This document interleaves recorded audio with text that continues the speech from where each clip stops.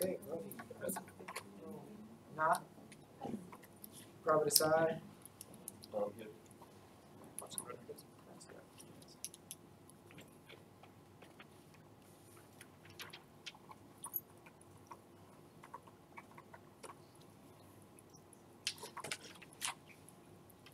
Lopez, proxy.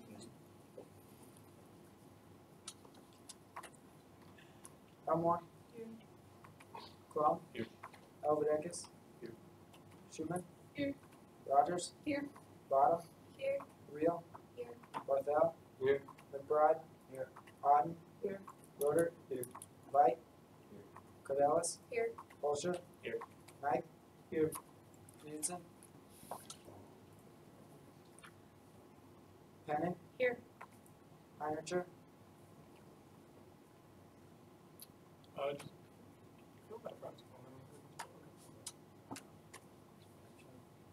Dexter. Here.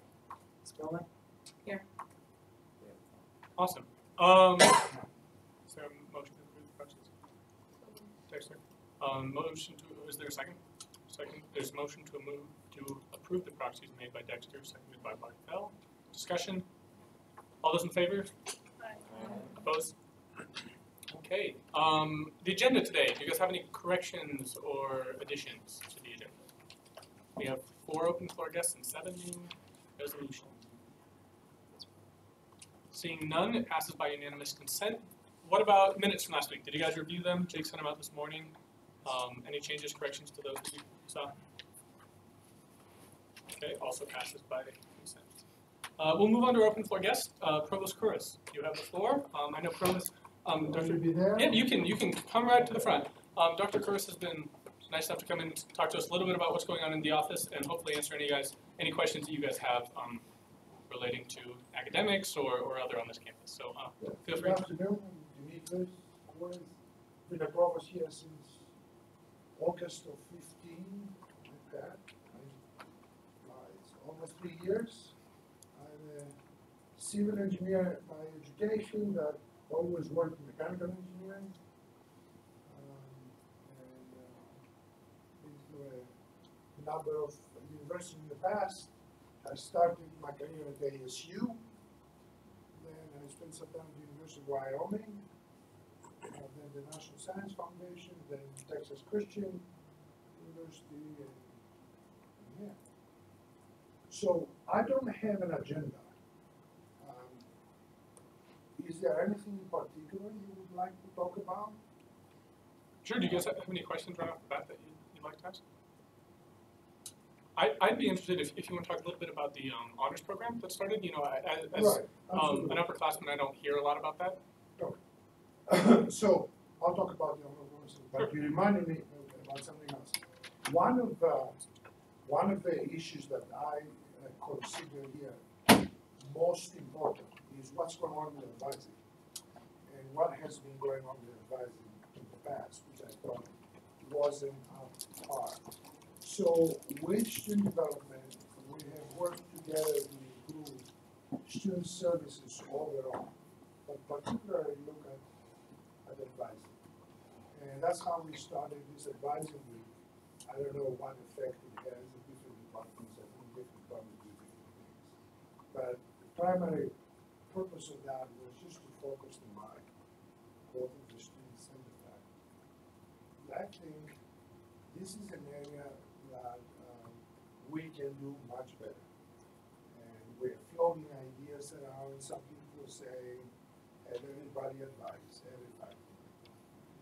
Some others prefer that we have a few faculty members that are selected and they want to advise students, because I'm sure sometimes you need someone who doesn't, like here and there. Function, or there is a third option, having professional advisors, maybe for the first couple of years. So we've been talking about that, but the focus is there because consistently, when we look at the student satisfaction surveys for the past 12 years, the issue of advising is number one, without question. The honors program. That honors program was idea that I had that would be different than the typical honors program. And in most schools, I remember my kids, PCU, they would go and based on the GPA, you would be placed at the honors college, right? And maybe you feel good for about a year, you're proud of yourself, you are there at the honors college, then they make you take a bunch of courses that are not particularly for engineers, a lot of human social science and humanities. And I remember again at TCU, most engineers didn't participate after the first year. So it was a very good tool to attract students to the university, maybe an honors college, but I never saw it as a very practical way to move along with the education. So when I came here, we started thinking about something different. What would that be? It would be a program where students get their honors designation based on what they do for the community. Okay? Totally different idea. We do not look at GPA. GPA is not the primary, for sure, point of attention. We look at, some of you who were freshmen probably had to apply this year for that. We look at community service, and you will be involved in community service. You have an interest in being part of community programs. It just happened at the same time, that was 2.5 years ago or so, we got an EPICS award that allowed us to get some money from the National Science Foundation. The focus there was the Native American community.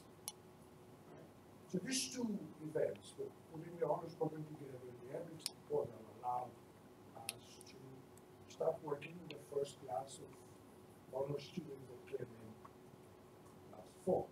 So the idea is that students are organized in groups and they attack particular problems. And all of them these days, because of the EPICS program, are focused on the Native American community. These are infrastructure issues, right? And the needs, I don't know how many of you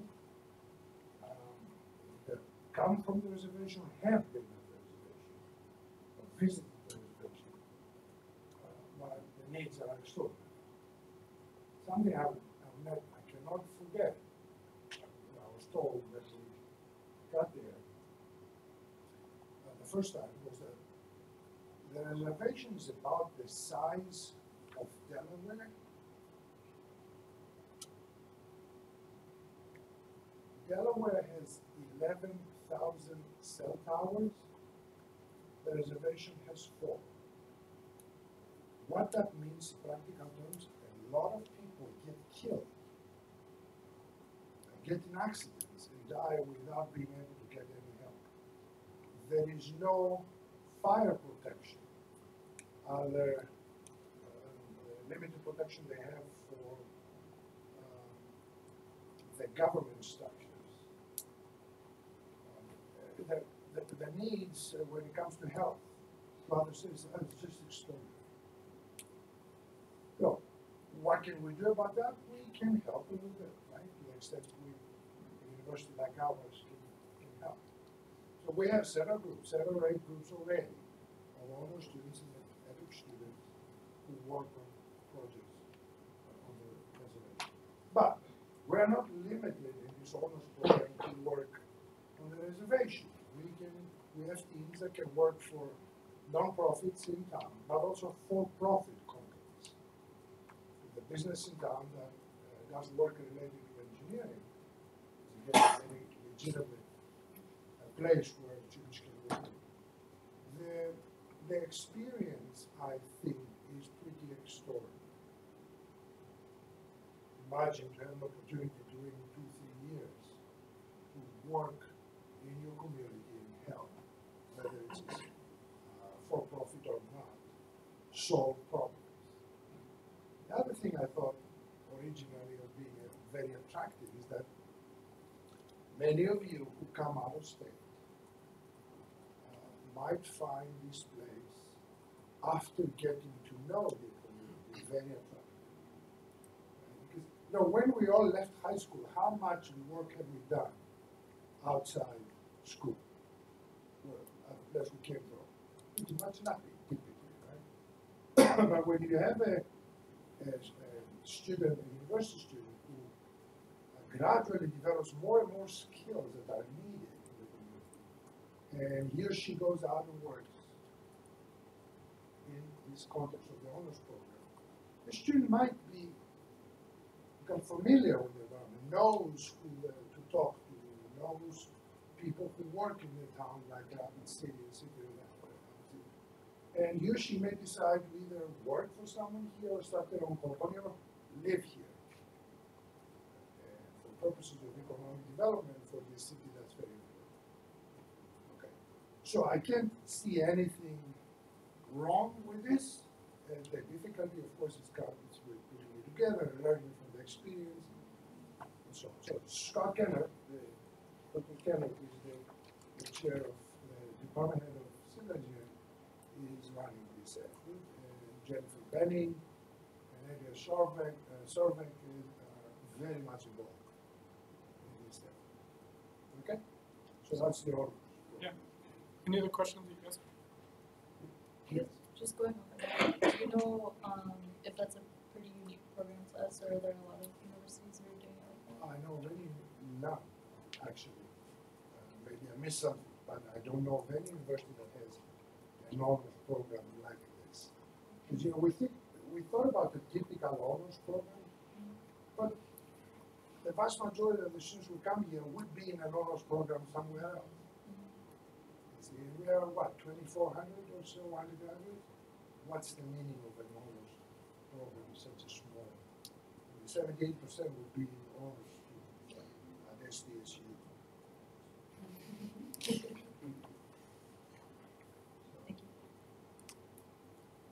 Any other questions you guys have? Real? Do you intend on like growing the program? The honors program? Yeah. Well, we have, right now we're working with about 5% of freshmen that come here. And then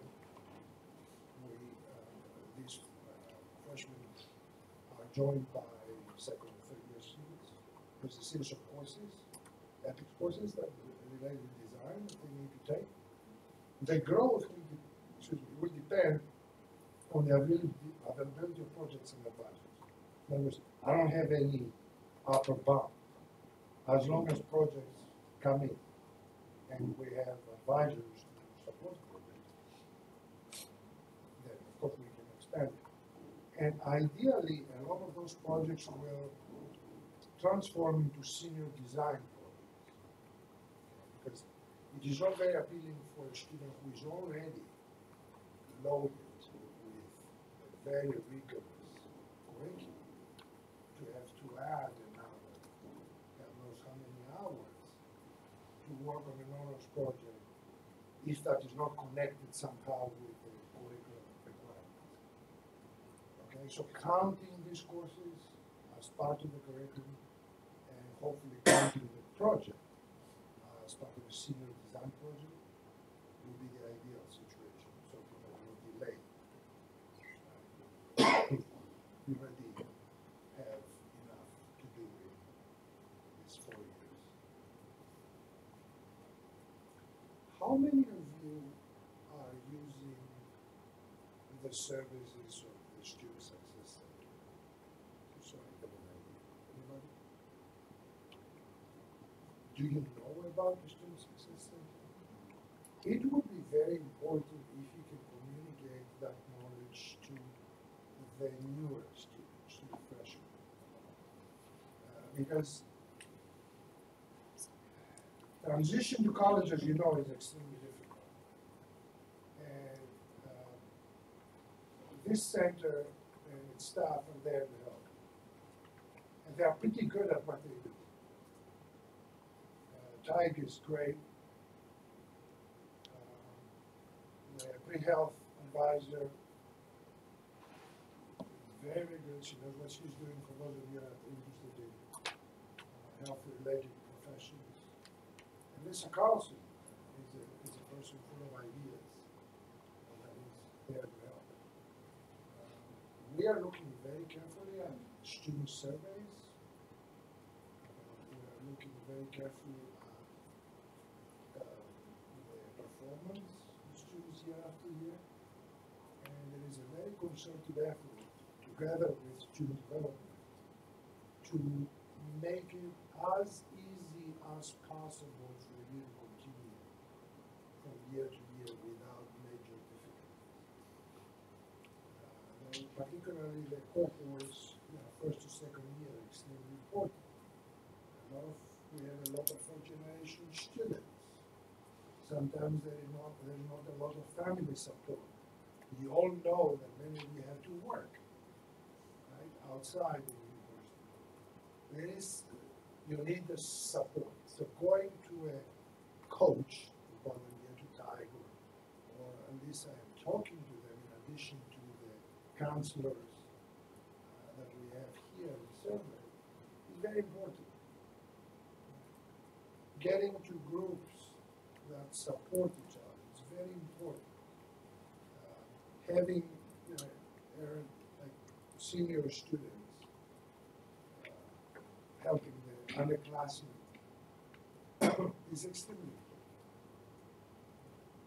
Remember, this is not an easy path going through the school of maths, but the first time I saw when I was interviewing success placement rates of 98%, that is extraordinary.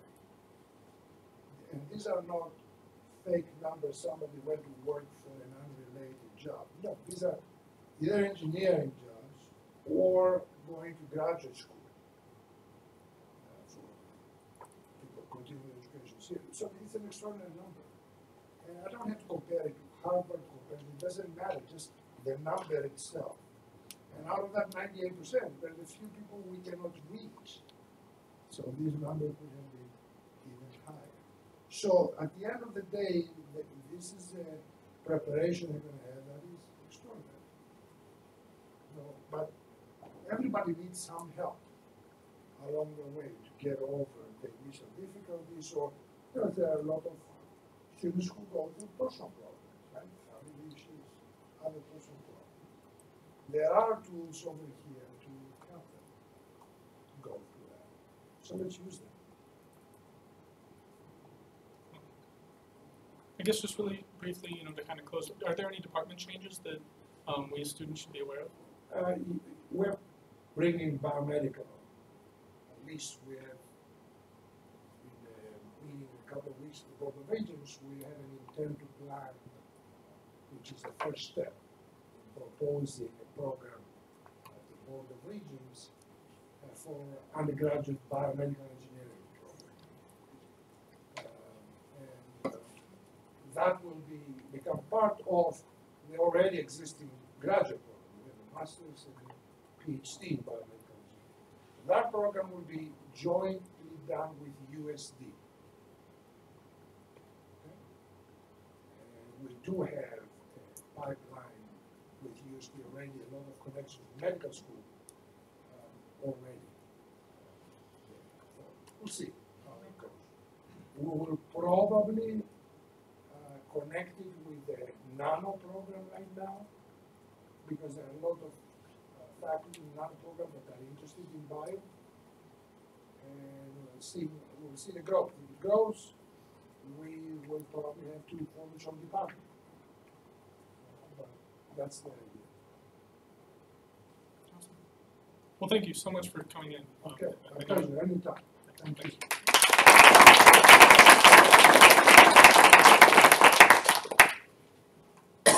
Rocker Car, if we have your presentation, if you guys want to come up, and would someone, Schumann, to come forward?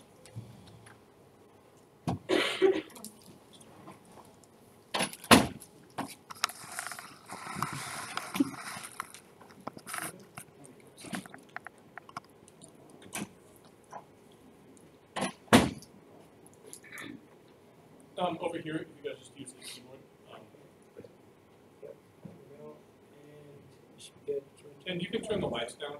If this one doesn't work for whatever reason.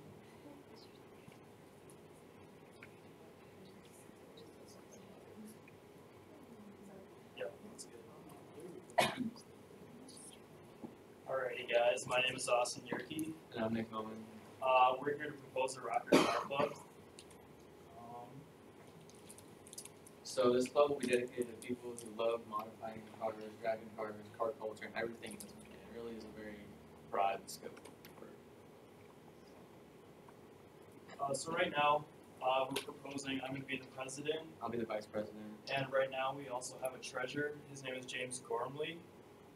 When we established this, when we had this idea for this club, we had a secretary, but since she has transferred, so currently that position is empty, and we have also talked to our potential advisor.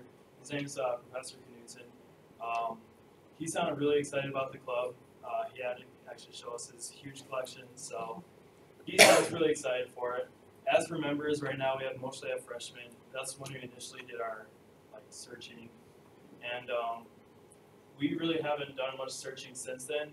We probably would do a lot more if we had an official recruitment event or something like that.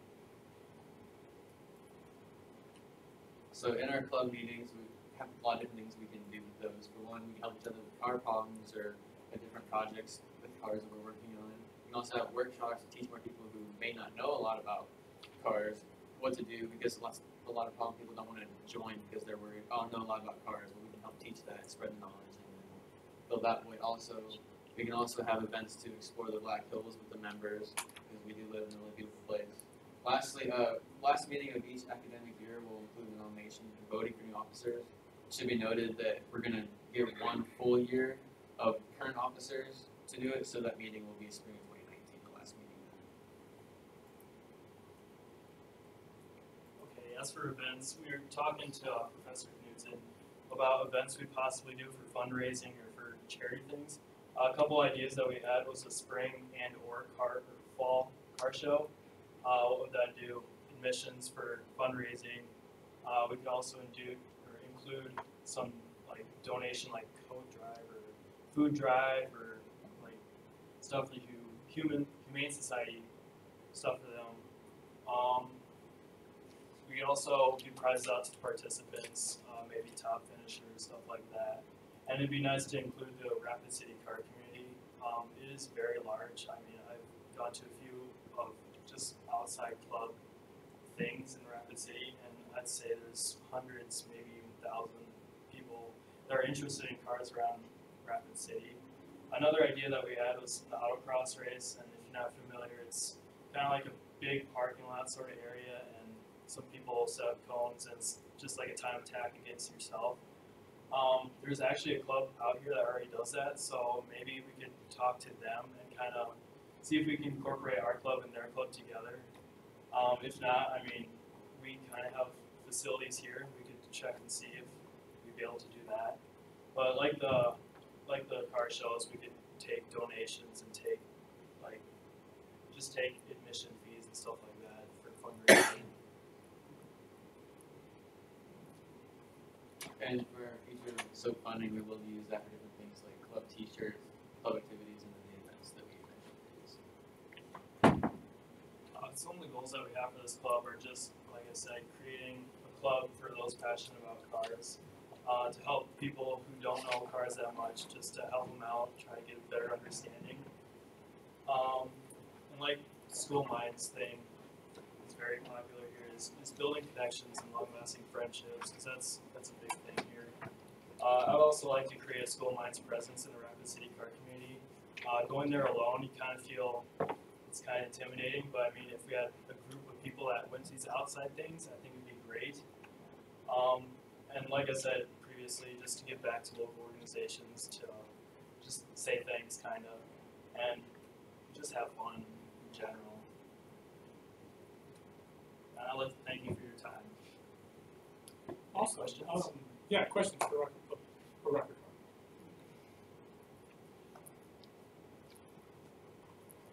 Questions? You said you had mostly freshmen interested. How many, what number are you looking at? We have a little over 10 right now, so.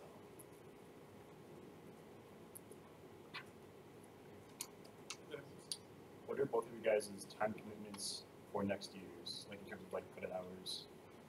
Like how much are you? I think I'm doing 17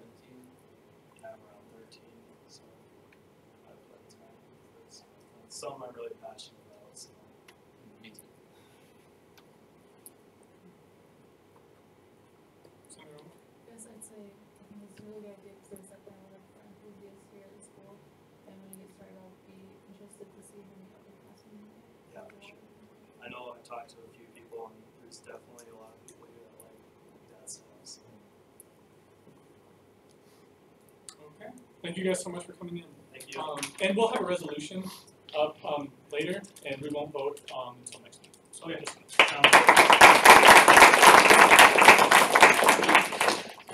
We'll move on. Our next seventh floor guests, the Association of Environmental and Engineering Geologists.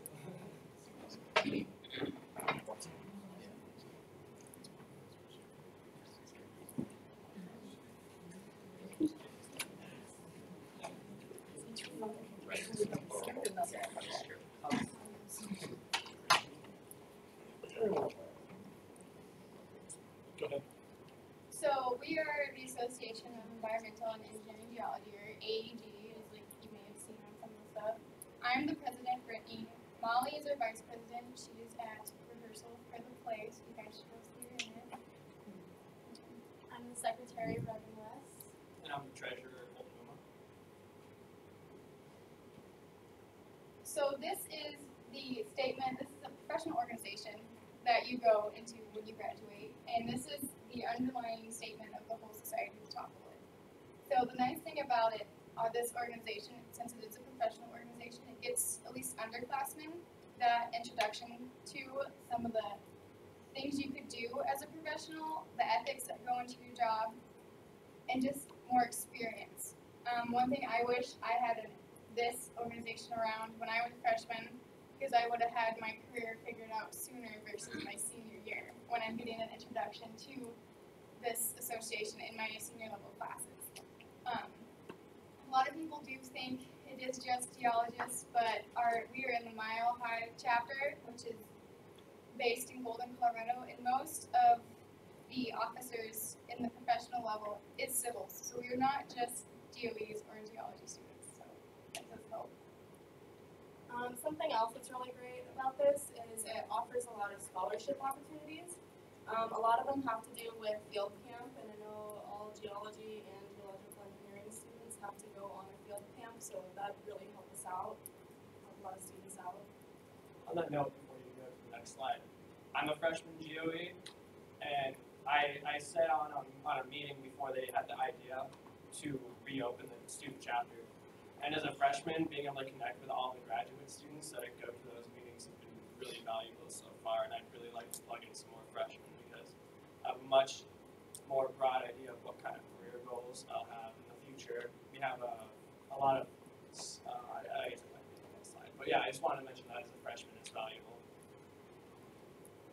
So our meetings are, what we do, we video conference in with our regional chapter, and they have professional talks with people in the organization. And the nice thing about that is, like, I learned about some groundwater stabilization down in the desert of Texas. I would never have known any of that information without having these video conferences. So it gives you, again, more of that exposure to what you could do, and you're meeting with actual professionals and learning more. We currently have 28 members, and our advisor is Kirk Kattenstein. We do meet once a month, so we have like a formal meeting before we video chat in, then we do the video chat, and then we're done for the month, and then repeat for the next month. And then, so what we do every year, both before we kind of disintegrate it, in the beginning, there's a trip to the regional chapter in Golden, where all of our students can go meet some other students from the other chapters in the area. We get to present, like I know a bunch of graduate students are presenting the research, so you can learn about some of the different things like within civil geology or geological engineering. And it's a good experience because then you meet more professionals hands-on versus just a video chat. So you meet them face-to-face. And then speakers kind of goes with when we do the video chats. And we've talked about potentially doing field trips if we actually do become an organization, because we do live right out in the hills, so we can just go out to a spot like in Custer, go out to a formation, the cutout over there, and then all about like RMR and Q and like rock mass rating. On top of that, these trips, since it is a real organization that most professional engineers in these fields use, these field trips that students are able to come and present projects and kind of get an idea of what's going on in the organization is a really great place to get connections for careers in the future. And then this is our idea for funding. So we have dues every year, so we have them pay $5 every academic year. So we'll start for this semester $5, then again in August, so we'll have to pay another $5. And then we already have a bunch of fundraising ideas in action, like Panteros has already agreed to start doing a fundraiser with us. We're in contact with K Camp about doing something next semester, potentially. And then do you want to talk about the stickers real quick? Yeah, so we had some ideas to generate income through our own actions, other than going through other areas like Panteros. So we had the idea to make some stickers and maybe some other kind of small merchandise that members of the group could purchase. Since we already have a pretty good sized group, we've designed or have some designs going for some stickers to sell for a profit to help invest into field trips or even just the pizza that we have every night during the conference meetings. And also safety vests. A lot of people in the Geo or the MI building have to. You guys use them for field trips? Yeah, or? so this was brought up to us by one of our graduate students who was in a AAG chapter at another school for his undergraduate, and he was very shocked that for our field trips we don't have to wear safety vests because it's a huge safety aspect so people know you're out there. Because I know we are on roadsides looking at different outcrops of geologic formations, so we are coming up with the idea of making just a uniform safety vest to give out to the different departments. Like, I don't know if civil does go on field trips, but if they do, then they can have some type of protection, but mostly we know that MI building goes out, and it would just be an overall safety thing for the whole school. So. And then as of SOAP funding, just to help pay for us to get down to Boulder, Colorado, because the nice thing about it being an actual professional organization is they do pay for the hotel room. We just need help getting there. So. And I think that's all we have for y'all today. Great. Any questions? I'm just wondering if you can talk a little bit about the club before and maybe why you think it didn't work out and maybe what you hope to do differently to make it work. Nobody knows. We actually, our advisor and I have been trying to like kind of figure out what's wrong, and we think maybe people just lost interest. We know like the society as a whole kind of went in a slump and everything's like reviving itself, so we're just as lost as you guys are on that, so I do apologize. I was wondering if you could talk about the difference between this organization and the existing 3 geological associated organizations that we have currently on campus.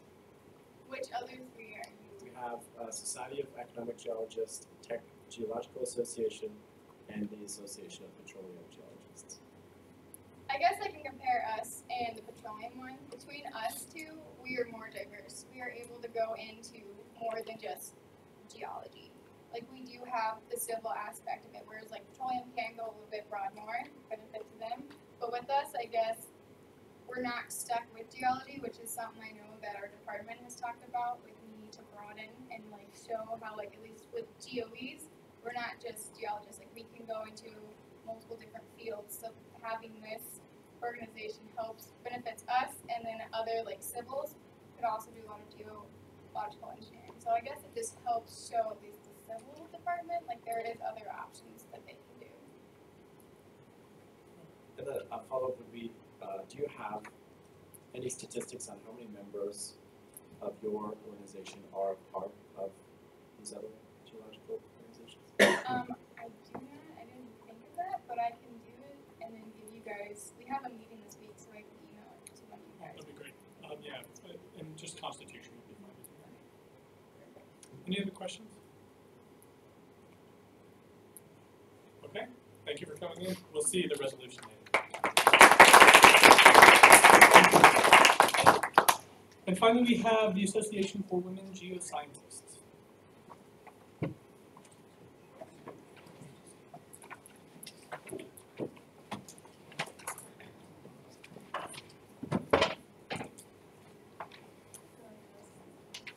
Yeah, if you just want to just say.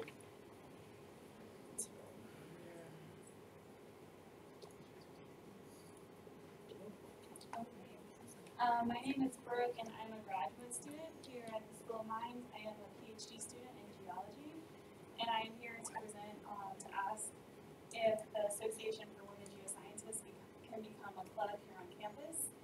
We have had approval from our national organization to be a student chapter, but they will keep us as a student chapter, but they'd like us also to be a chapter recognized here. So, what is AWG? So AWG was founded in 1977 to enhance the quality and level of participation of women in geosciences, and also to introduce young women to geoscience careers. AWG is the world's largest organization for women geoscientists, and it provides opportunities and support for women at all stages in their career. So our student chapter would just be for students on campus, undergrads, graduate students, but also any professors or staff members. But there are, at the national level, it's up to retirement even, so all different levels. The organization has three main goals. One is to encourage the participation of women in the geosciences. Another is to exchange educational, technical, and professional information. And then to enhance the professional growth and advancement of women in the geosciences. Membership and benefits. AWG membership is open to all women and men, any age, as long as they support AWG's mission, which is to support women in geoscience. Some benefits include networking and mentoring, local and national activities, publications and newsletters, and scholarships. And there are scholarships for undergraduates and graduates. Right now, this is a list of all the chapters, the U.S. chapters, and the student chapters. So they haven't updated their map yet, but we'll start there. And all the different chapter names are based on region or the university. So we selected Black Hills for our student chapter name. So our Black Hills, South Dakota School of Mines chapter, our goal for starting this chapter was to encourage women to become geoscientists and to develop our members as professionals. Our women got together, and we have a few men in our organization too, and we came up with three things that we were really passionate about. And these three things are STEM outreach to young women, professional development, and socializing with fellow supporters of the AWG mission.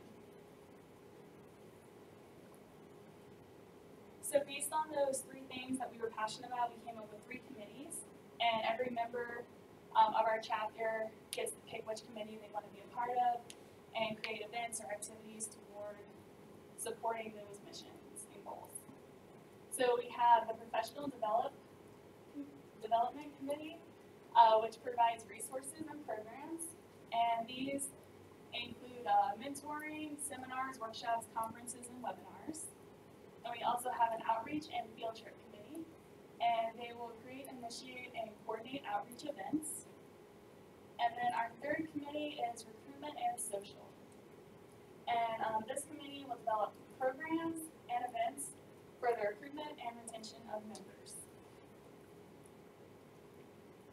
We will have meetings once a month, so the general officers will meet, and that'll be the last Thursday of every month, and then the whole organization will meet the following week, so the first Thursday of every month.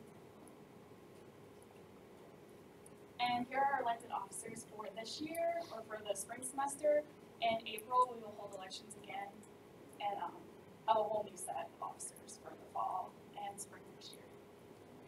So that's all I have. Does anyone have any questions for me? Question? I'd be curious, what's the breakdown of undergraduate versus graduate? Your current member? We have 4 graduate, right now, okay, we have 11 members that have registered and paid the dues to national chapter, and 4 of those are graduate students. and we're still trying to build up the organization and get the word out. What question did you have? Undergrads, you said like 7? Yeah. Senator Biden. What majors would be like under the umbrella of this organization? Is it just geologists? Geology and geological engineering, some civil engineers. When we first spread the word to a bunch of professors, it was across all departments, but only geology and geological engineering seem to be interested, but it is open to anyone. Any other questions? Okay, thank you.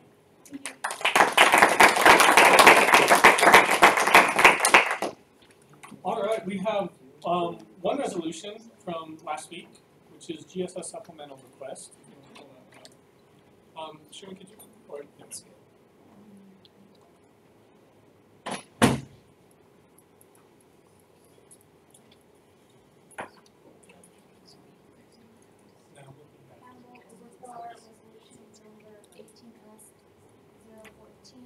Originating on the 28th of February, 2018, originated by Finance Committee, presented by myself, as this is the second reading, and I'm going to read it again.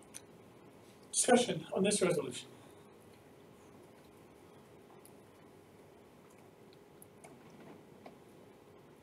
Anyone?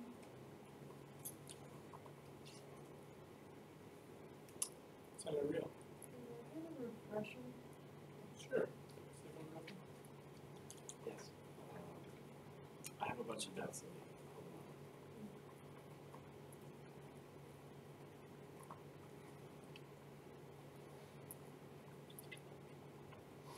In the AES, I don't know if they, but you don't have to stay if you don't want. Yeah, we're gonna wait till you guys are done.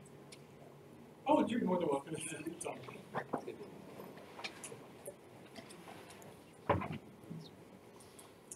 Thank you guys.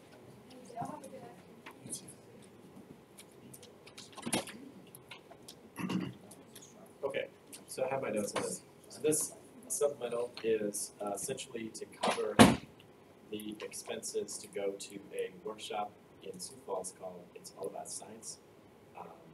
Essentially, they go to this conference every year, but they end up paying out of pocket, and so they don't have it listed on their budget.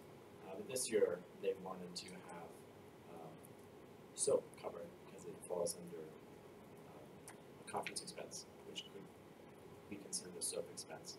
And that's why because it wasn't on their budget, they wanted to apply SOAP money. Is there a reason they don't put it on the budget? I think it's, let's see here, there was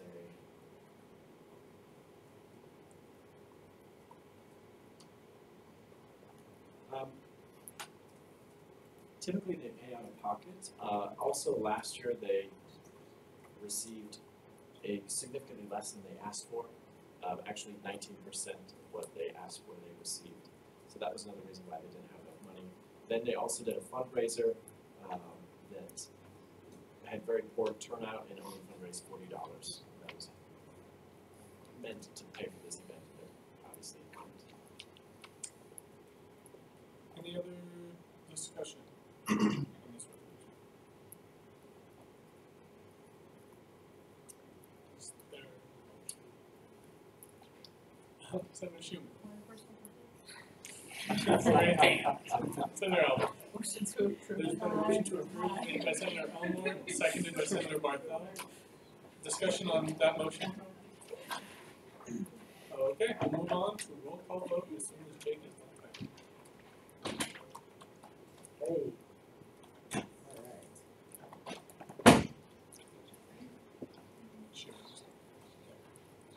Not. Proxy Rodriguez. Aye. Lopez. Aye. Sorry. Yeah. How am I? Did you say my name? Yes, I. Tom. Aye. Alvarez. Aye. Rogers. Aye. Bottom. Aye. Leo. Barthel. Aye. McBride. Aye. Otten. Aye. Roder. Aye. White. Aye. Cardelis. Aye. Walsher. Aye. Mike. Aye. Knudsen. Aye. Pennon. Aye. Spillman. Aye. Dexter. Aye. All right, resolution passes. I will send that I'll send it to finance to go forward. We have 7 new resolutions today. First up is resolution 18S015, Rocker Car Club.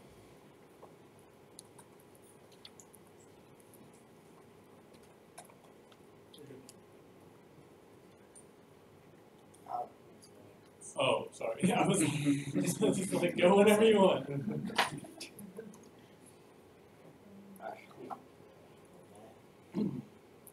Campbell Overpiller, resolution number 18S 15 from the 14th of March 2018, originated by the Constitution Committee and presented by myself. Whereas adequate interest has been expressed by students wishing to form an organization, Rocker Car Club, and whereas there are currently no organizations that overlap this interest, and whereas a constitution has been constructed and reviewed for said club, and therefore be it resolved by a majority vote of the Student Senate and the signature of the Student Association President that the Constitution for Rocker Car Club be approved, allowing for formal recognition. Thank you. Discussion on this. Elmore. I have a question that's almost slightly related. Is Le Mans still a club? It is on. Okay. Are they like deactivated or just okay? Further discussion on this resolution. Senator Club. As far as their low membership and losing an officer, there's kind of a weird mistake that happened. They actually submitted their application in October, and we didn't see it until months after. So we're not getting to it now. So that's kind of the reason why we kind of lost some people. But I think they're going to do just fine. So. Any other discussion? Any other thoughts? Senator Elmore. I would just say that I know I said this before, but this is pretty cool. I think they have a really good turnout.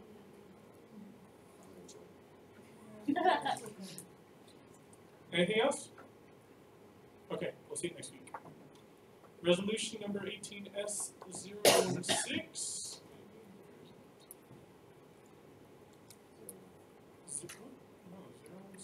Alright, Campbell Overpiller, resolution number 18S016 from the 14th of March 2018, originated by the Constitution Committee and presented by myself.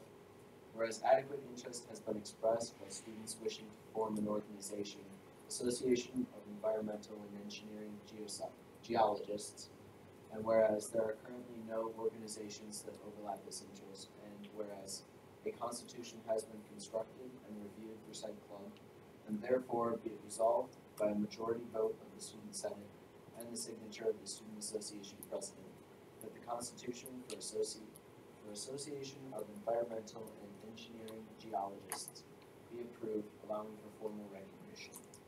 Thank you. Discussion on this resolution. Senator Elmore. Is there friendly amendment, can I be consistent with the 0 or not? With what? Because the last one was just 15. Oh, I think I accidentally took it out, and I know that, so maybe the last one should have Do we usually have, I thought we Oh, usually have there's a 0. two I didn't notice that the other one was. Oh, there's a 0 on the agenda, so yeah.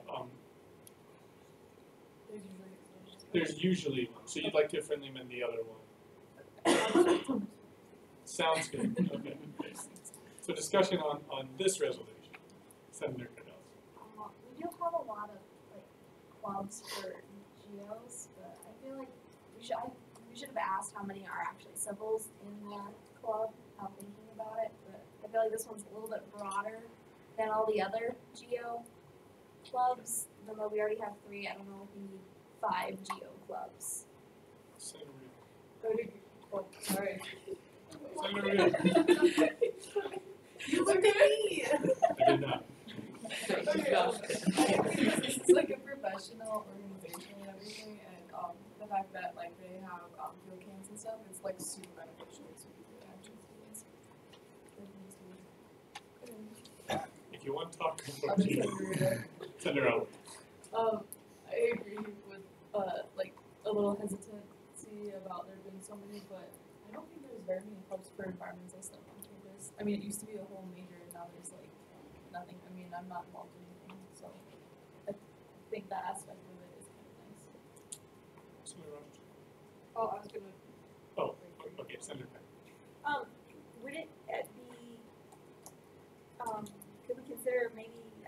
if there's like combined with all the other two clubs? Is that like a thing? I mean, you know, you can ask anything. Senator Rogers? It was our understanding when they came in and talked to us that they were broad enough, and since it is it's a national chapter, yeah, so that they couldn't really combine. Yeah, and that's what I was going to say. So I think as a student group you can push for that, but on a national chapter side you can have that issue. At least ones that are associated. Also, I think, I mean, would you guys talk about, because I'm sure you had discussion about overlap with them, right? Would you be willing to share some of your thoughts on that? Yeah, we're kind of working on our student handbook, and one of our big things that we're trying to like decide is like what does make it different. And one of the things we kind of came up with is different national organizations. So this is a different national organization than any other ones. So we do have different support, different people that are going to be in it, different resources and all that. So that's kind of one of the big distinctions we're kind of working on. But yeah, I think they're broad enough, and I think one of the issues that they kind of had was that some of the other clubs weren't professional enough, so they wanted a very professional club. So. I'll add to that a little bit. They didn't talk about as much as how much they want to be professional when they talked about peer versus us, because that was one of their major points. Is they really specifically wanted to be a professional content. Okay. But I think for the future, talking to clubs, you know, and asking, you know, are you comfortable either umbrellaing or combining it is something that we should be looking at, especially the Constitution deems there to be overlap. Senator Cardenas. Are the other geology clubs, are they professional or is this the only professional? I don't think we'd list them as professional. Okay. Senator Dent. Yep. Further discussion on this resolution for AES. And correct me if I'm wrong, their acronym is AES, not AEES, correct? Yeah, it's AEG. Or I keep saying S, but it's G, yes. But one E, not two. At least that's what they have on Did I there. say S when I told them they could leave? Yeah. Okay, I'm sure. Further discussion? Okay, we'll see this next week. In the next week, if you guys would reach out to some people who are involved in TGA, economical geologists, you know, some of the other geology clubs, try to find out what their thoughts are on this. Because I think that there will be people who are involved in multiple of these clubs, and ask them if it feels that it's spreading them thin, or if they really want this diversity of clubs. So they're all What were the three clubs again? TGA, Economic Geologists, and petroleum. And then I know they have Honor Society too. But it's possible. They weren't showing up as SOAP list. It's like a, I don't know, something with their leaders. Okay. That's honored. Paleo. Don't they count as part of the geological? I think that's because it's a separate. They don't have a paleontology undergraduate program. Correct. So they fall under geological engineering. For undergraduates. Oh, yeah. Yeah, but if you guys would reach out both on this AEG and the AWG. So we'll see this next week. We'll move on to resolution number 18S017, AWG. Hi, Campbell Overpiller, resolution number 18S017 from the 14th of March 2018, originated by the Constitution Committee and presented by myself. Whereas adequate interest has been expressed by students wishing to form an organization, Association for Women Geoscientists, and whereas there are currently no organizations that overlap this interest, and whereas a constitution has been constructed and reviewed for said club, and therefore be it resolved by a majority vote of the Student Senate and the signature of the Student Association President that the Constitution for the Association for Women Geoscientists be approved, allowing for formal recognition. Discussion on this resolution.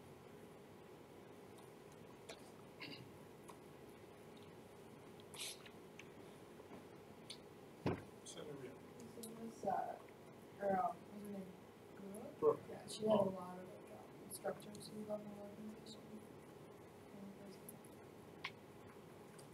So the Constitution, do you have anything to add about this?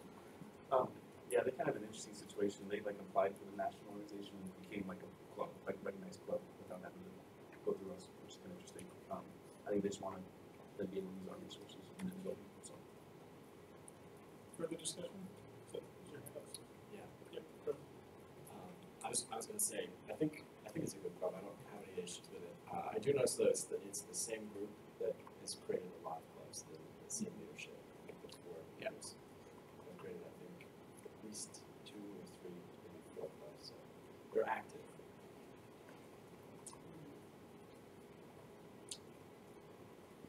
No further discussion? Can you recall like the other clubs that they did make? They're reaching? GWIZ was, GWIZ is one, GSS. GSS is run by Work as well. And then there was one other one. And that's not a bad thing. The biggest thing is just making sure leadership transfers in all those places. Okay, we will see this next week. Same thing goes for this club. Please reach out, especially in the geologist department. Just kind of see what people are thinking about these clubs. Well, look at that. That was over half of them. Resolution number 18-019, mine rescue supplemental request. Skip Did I skip one? I apologize to the members of the ASCE group. Resolution number 18-018, ASCE supplemental request. Senator Schuman is not here. We'll friendly amend this for whoever on the finance team will come up and do that. I personally would love to see Knudsen say something. Not stealing very well. That's true. I'll read it. Get him. Get a high eating contest. I'm gonna read it from here. No, please, would you go up and change your name too? Never mind. I'm gonna go up and change my name. You said right. He's like an animal.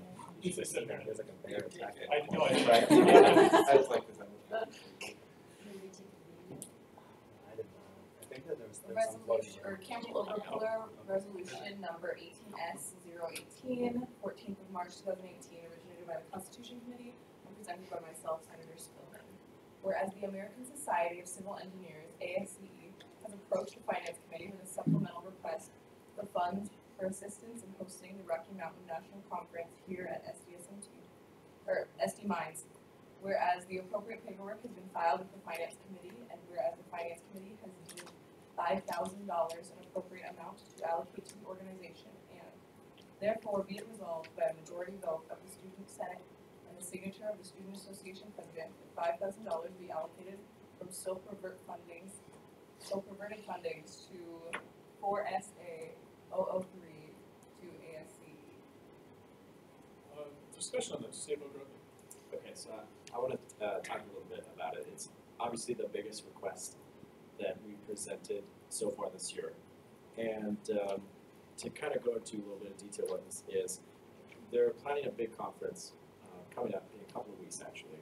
And it's held on campus. There's going to be about 400 students coming in from across the region that'll all be here hosted in hotels. It's a 3-day event. The event itself is fairly involved. The request is 10 pages long. So we spent a lot of time going into detail, trying to make sure that there's no sort of holes, nothing that could potentially be unforeseen. And it's really well done. So the finance team as a whole was impressed with the accuracy and the detail. And 5,000 is the maximum amount that we can allocate off of the SOAP Constitution. And it's going to be just enough to sort of fit in their budget, because this budget, their total budget's between $55,000 and $60,000, and all of that is coming from donations and income from students that are paying registration fees, and they're short, probably in the order between $5,000 to $8,000 they're short. So we figured that this would allow them to be a little more comfortable and provide a very great event for the campus. Further discussion, Senator Rand. Are they planning on making any revenue from this conference? No, and we talked a lot about that. It's highly unlikely that they would make any money from the event. Actually, they're here, Chris and Elizabeth. I think we can grill them if you guys are okay with this. Yeah, take that.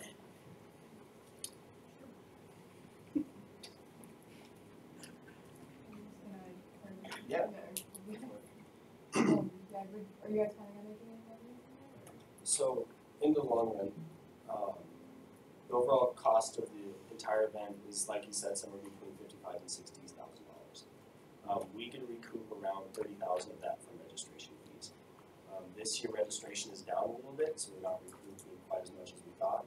But overall, that still has left us with about that $30,000 that we have had to come up with as an organization. I do have a question for you. Last time we spoke, registration was at 378. Has that number gone up since the last time? Maybe by 2 people. Oh, okay. We had a deadline of, April 15th February 15th for registration, so that's why it hasn't gone up. Everyone has registered except for like 2 people that are like, wait, sneak me in. Senator Can you just talk a little bit about the efforts that you've made towards fundraising and just like what your methods have been and how that's going? So we have a few different fundraising methods so far. We have reached out to local and then also regional corporate sponsors. Those include, places like TSP or Respec, Burns and McDonald, those kinds of companies. We went through the foundation and wrote up a letter to send to them, and if they're local, we have gone to the company themselves to ask for funding for this competition. We also have tried to do a fundraiser with our alumni through the use of like ASE hats, in hopes that some of our alumni can get involved, because a lot of them do plan on coming to this event as well. So we've tried to get them involved through that way as well. So those are two main things that we've done, besides the registration, which is about half of our budget. We've also gone to our department, and our department has put in money for this. We did do one of the Civic Center fundraisers, running concessions, and we also did a Pancheros fundraiser. But in the long run, as you know, a couple $100 here and there helps, but not a whole lot when you're looking for $30,000. Additionally, ASCE, the national organization, does not cover just about any of the competition. We have gone to our section, our local section, and then also our region, and that has totaled to about $1,500 from the actual national ASCE organization. Any other questions or further discussion on this resolution?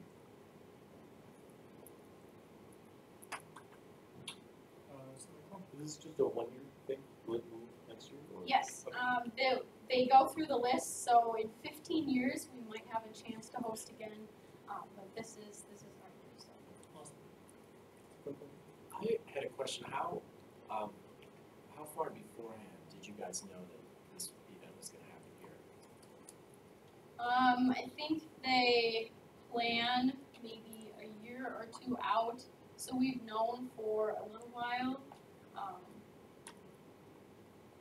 I would say we've known for a couple of years now, the biggest problem being that there's been some drops in leadership. That leadership year to year, we weren't all necessarily on the same page as you guys know, happen with organizations. And so I know there was even some money that was sitting in an account for a while and got spent. We don't know if that happened, when that happened, or how many years ago that was. And so there's little things like that kind of compounded as one organization leader was not on page with the next, was not on page with the next. So I became president in December, and so from that I've kind of been thrown in as well. I was working on it before December, but it was under a different leadership essentially, so I didn't have all the finances and stuff. Any further discussion? Okay, we'll see you this next week. Thank you. Thank you. Thanks for coming. Okay, now resolution number 18-019, mine rescue supplemental request. Senator Spillman, you just want to add?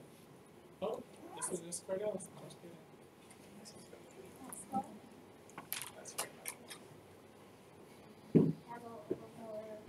number 18-019, originating on 14th of March 2018, originated by the Finance Committee, presented by myself.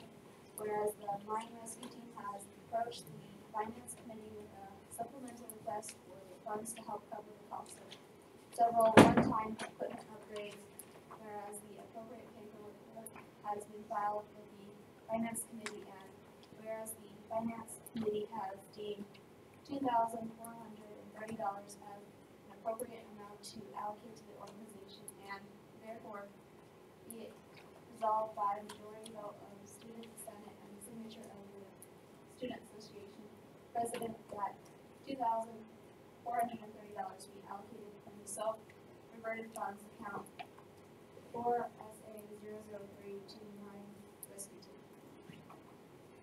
Discussion on this resolution. Thank you. Steve, go ahead. Okay, so the rundown on these guys. They originally asked for $5,000. If you scroll down, you can see some of their budget. The reason why they're asking for this, there's really two reasons. They have a bunch of one-time large expenses that they need to use for equipment. And then the other reason is because they made a mistake, they did not submit a SOAP request for next fiscal year. So this go around in the last several months, they forgot to do that, which dropped them from the opportunity to receive SOAP funding next year. And with that realization, they became very worried about being financially able to continue their club next year, and that's why they're asking for a supplemental now to sort of preemptively purchase some stuff when they won't have funding next year. And the reason why they got cut from 5,000 down to 2,430, I believe that's what we 2,340. The reason why is because they came in and there was a lot of sort of questionable things on their budget that weren't completely accurate, either things that they'd forgotten to make clear. Their budget wasn't great. It wasn't perfect. So we cut some of those things out. And there was also one item that I questioned the president of the club on, and he was like, "Don't worry about that one." And so we kind of became concerned after hearing that. So we decided on 2,340 is reasonable. They do a lot of fundraising. Actually, Senator Cordell. Was it supposed to be 2340 or 2430? do I keep saying the wrong number? On resolution, it's 2430, and you keep saying 2340. I have written down 2,340 here, so it's possible that I made a mistake. Friendly amend it to what you have written down? Yeah, Let's drop it to $90. Friendly amendment. I'm sorry about that, guys. That is a mistake. Senator McBride said what you were saying. I believe you were correct. Is friendly amendment? I do not believe so. This is the same issue we had. We do have to postpone it a week. Or you could just give them the That's not correct because we didn't deem 2,430 now. So. Thank you. I appreciate that response.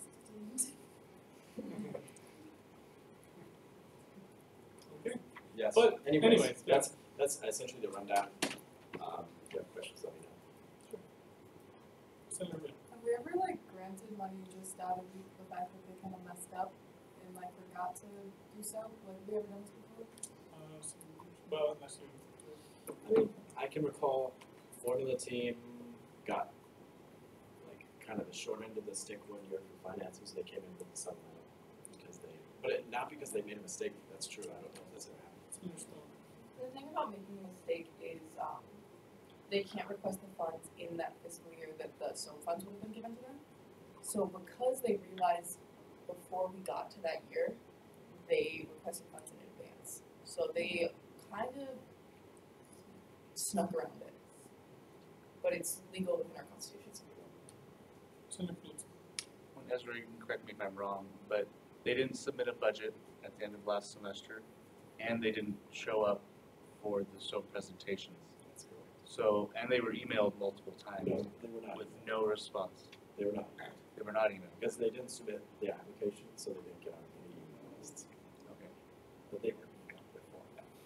Right, so they were Yeah, they emailed were about, emailed last about fall. submitting the ballots. Yeah. Senator Barthel. Is it their intention to also request supplemental next year for expenses that they expect to have next year? Senator Spillman mutters that They cannot. It's against the sub-constitution. Any further, email?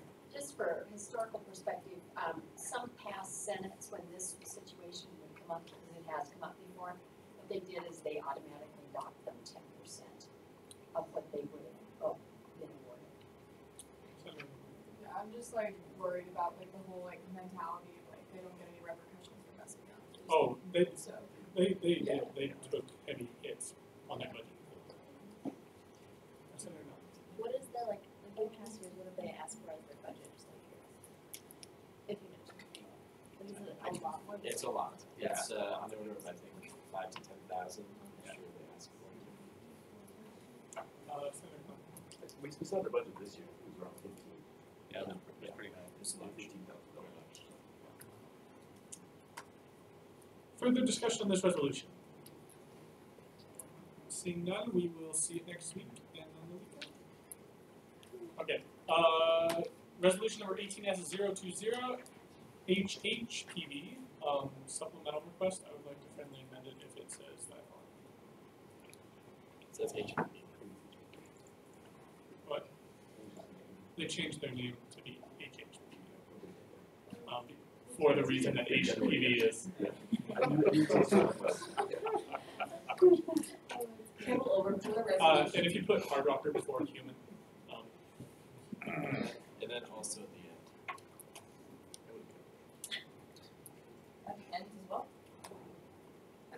The bottom of the last. thank you. Okay. Capital Repealer Resolution number 18S020, 14 March 2018, originated by the Finance Committee, presented by myself, Senator Spillman. Whereas the Hard Rocker Human Powered Vehicle Team, HHPV, has approached the Finance Committee with a supplemental request for funds for the assistance in funding travel expenses for their competition in Pomona, California.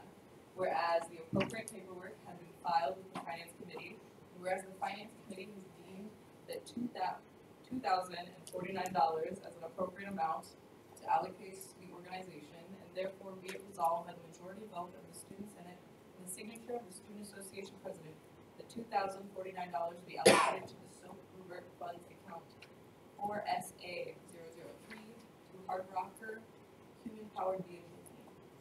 Discussion on this resolution. Say vote Griffin. Okay, rundown on these guys. First, I want to verify. I want to confirm it's not $2,094. It is $2,049. So we're good there. Check that.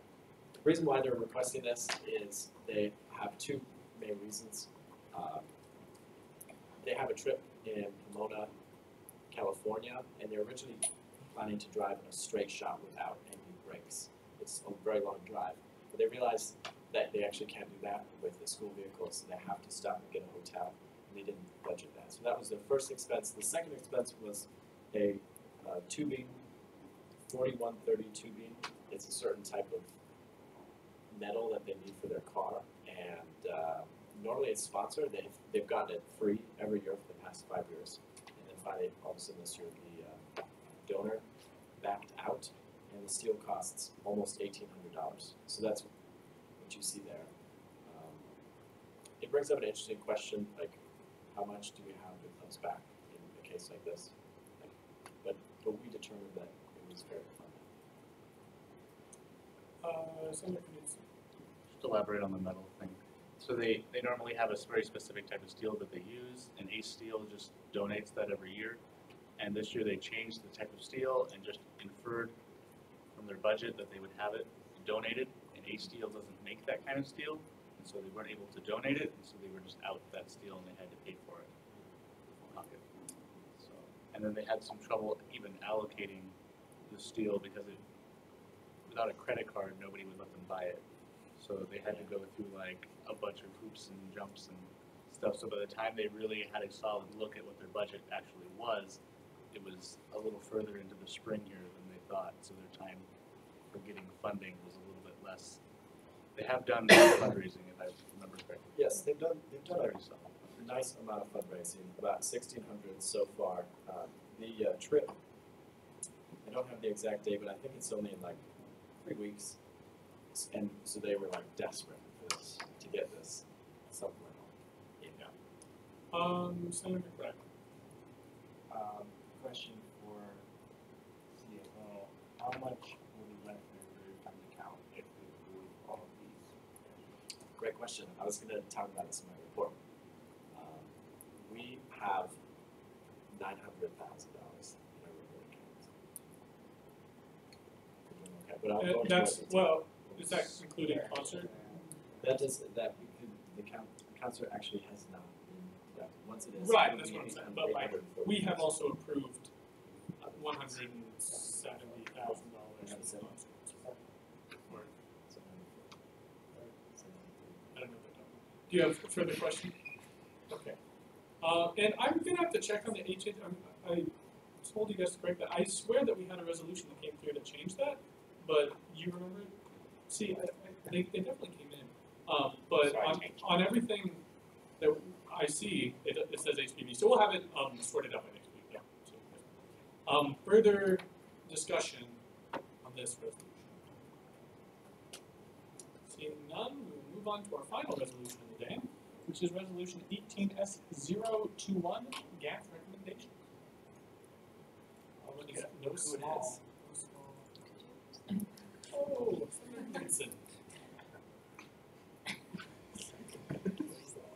Andrew, do you not tell your team? I didn't No, tell he him does 'cause not. I told everybody else except Ed. He thinks 'cause you're I gonna knew- get one.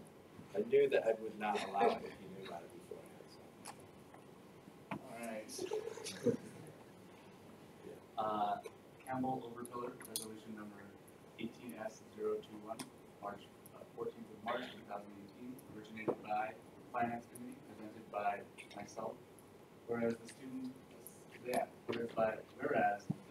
Association Senate has heard and reviewed all GAP and scope budget presentations for FY19, and whereas the Finance Committee has held deliberations to reach a consensus on how GAP monetizes should be distributed, and noting the Finance and Administration Office has projected a usable GAP pool of approximately 1.2 million, and therefore be it resolved by a majority vote of the Student Senate and the signature of the Student Association President that the recommendation shown on the following pages of this resolution for GAP FY19 be submitted to the campus president for final approval. I don't know why this is all 11 point font, but I'm gonna change it.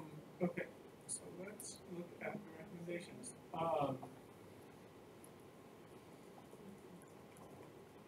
A division by 0. Does it 0? I can speak to this. See if I'm working with you. The Wellness Center, there was a little bit of, I think, misinformation on this. The Wellness Center is allocated automatically, so they present it as if they were asking us for money, but we don't actually determine it. They get an exact number every year, and it is $191,646.96. It happens regardless of what they ask for. Would you like to speak to the rest of the budget? Absolutely. As you can see, we allocated pretty much 100% on most of the GAF organizations, with the exception of athletics, SOAP, and Student Association and Rocker Days. This is because we felt that something had to give. You can see at the bottom, the requested 1.4 million is substantially higher than the projected GAF, and so we just tried to find a little bit of give wherever we could find, and those were the areas that we selected. Questions or discussion about this resolution, about these recommendations? Senator Knudsen, you can sit down. Senator Cole. Where does that wellness center money come from? It is the GAF. It's GAF. So GAF actually is way bigger than 1.2 million. It's over $3 million. The majority of it automatically comes out from bonds, Wellness Center bond, Civic Center bond, and Wellness Center expenses. Senator McBride. Yeah, a little bit the same from my discussion with Steve about GAF and what I So students I've spoken to are generally supportive of athletics getting GAF funding. They all enjoy athletics. The thing that concerned a lot of them was disparity between how much total money is going to athletics and how much is going to SOAP. Because athletics gets more money than all of SOAP, although more students are involved in SOAP organizations. It was the opinion of a lot of those that I talked to that camp organizations and other SOAP organizations represented a school as well in the engineering community as not better than athletics. So athletics is not a better representation of our school. Something I noticed was that when the athletics presented, he did point out that the trend is upward, because that's how it is with the cost of athletics. But recently, enrollment is not increasing at school lines as rapidly. So if athletics funding increases, the only way that can happen is if they take up a larger percentage of the gap.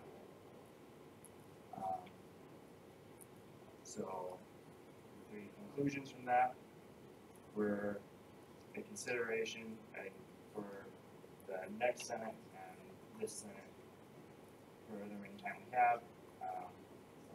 And we consider as much as we have it in our power,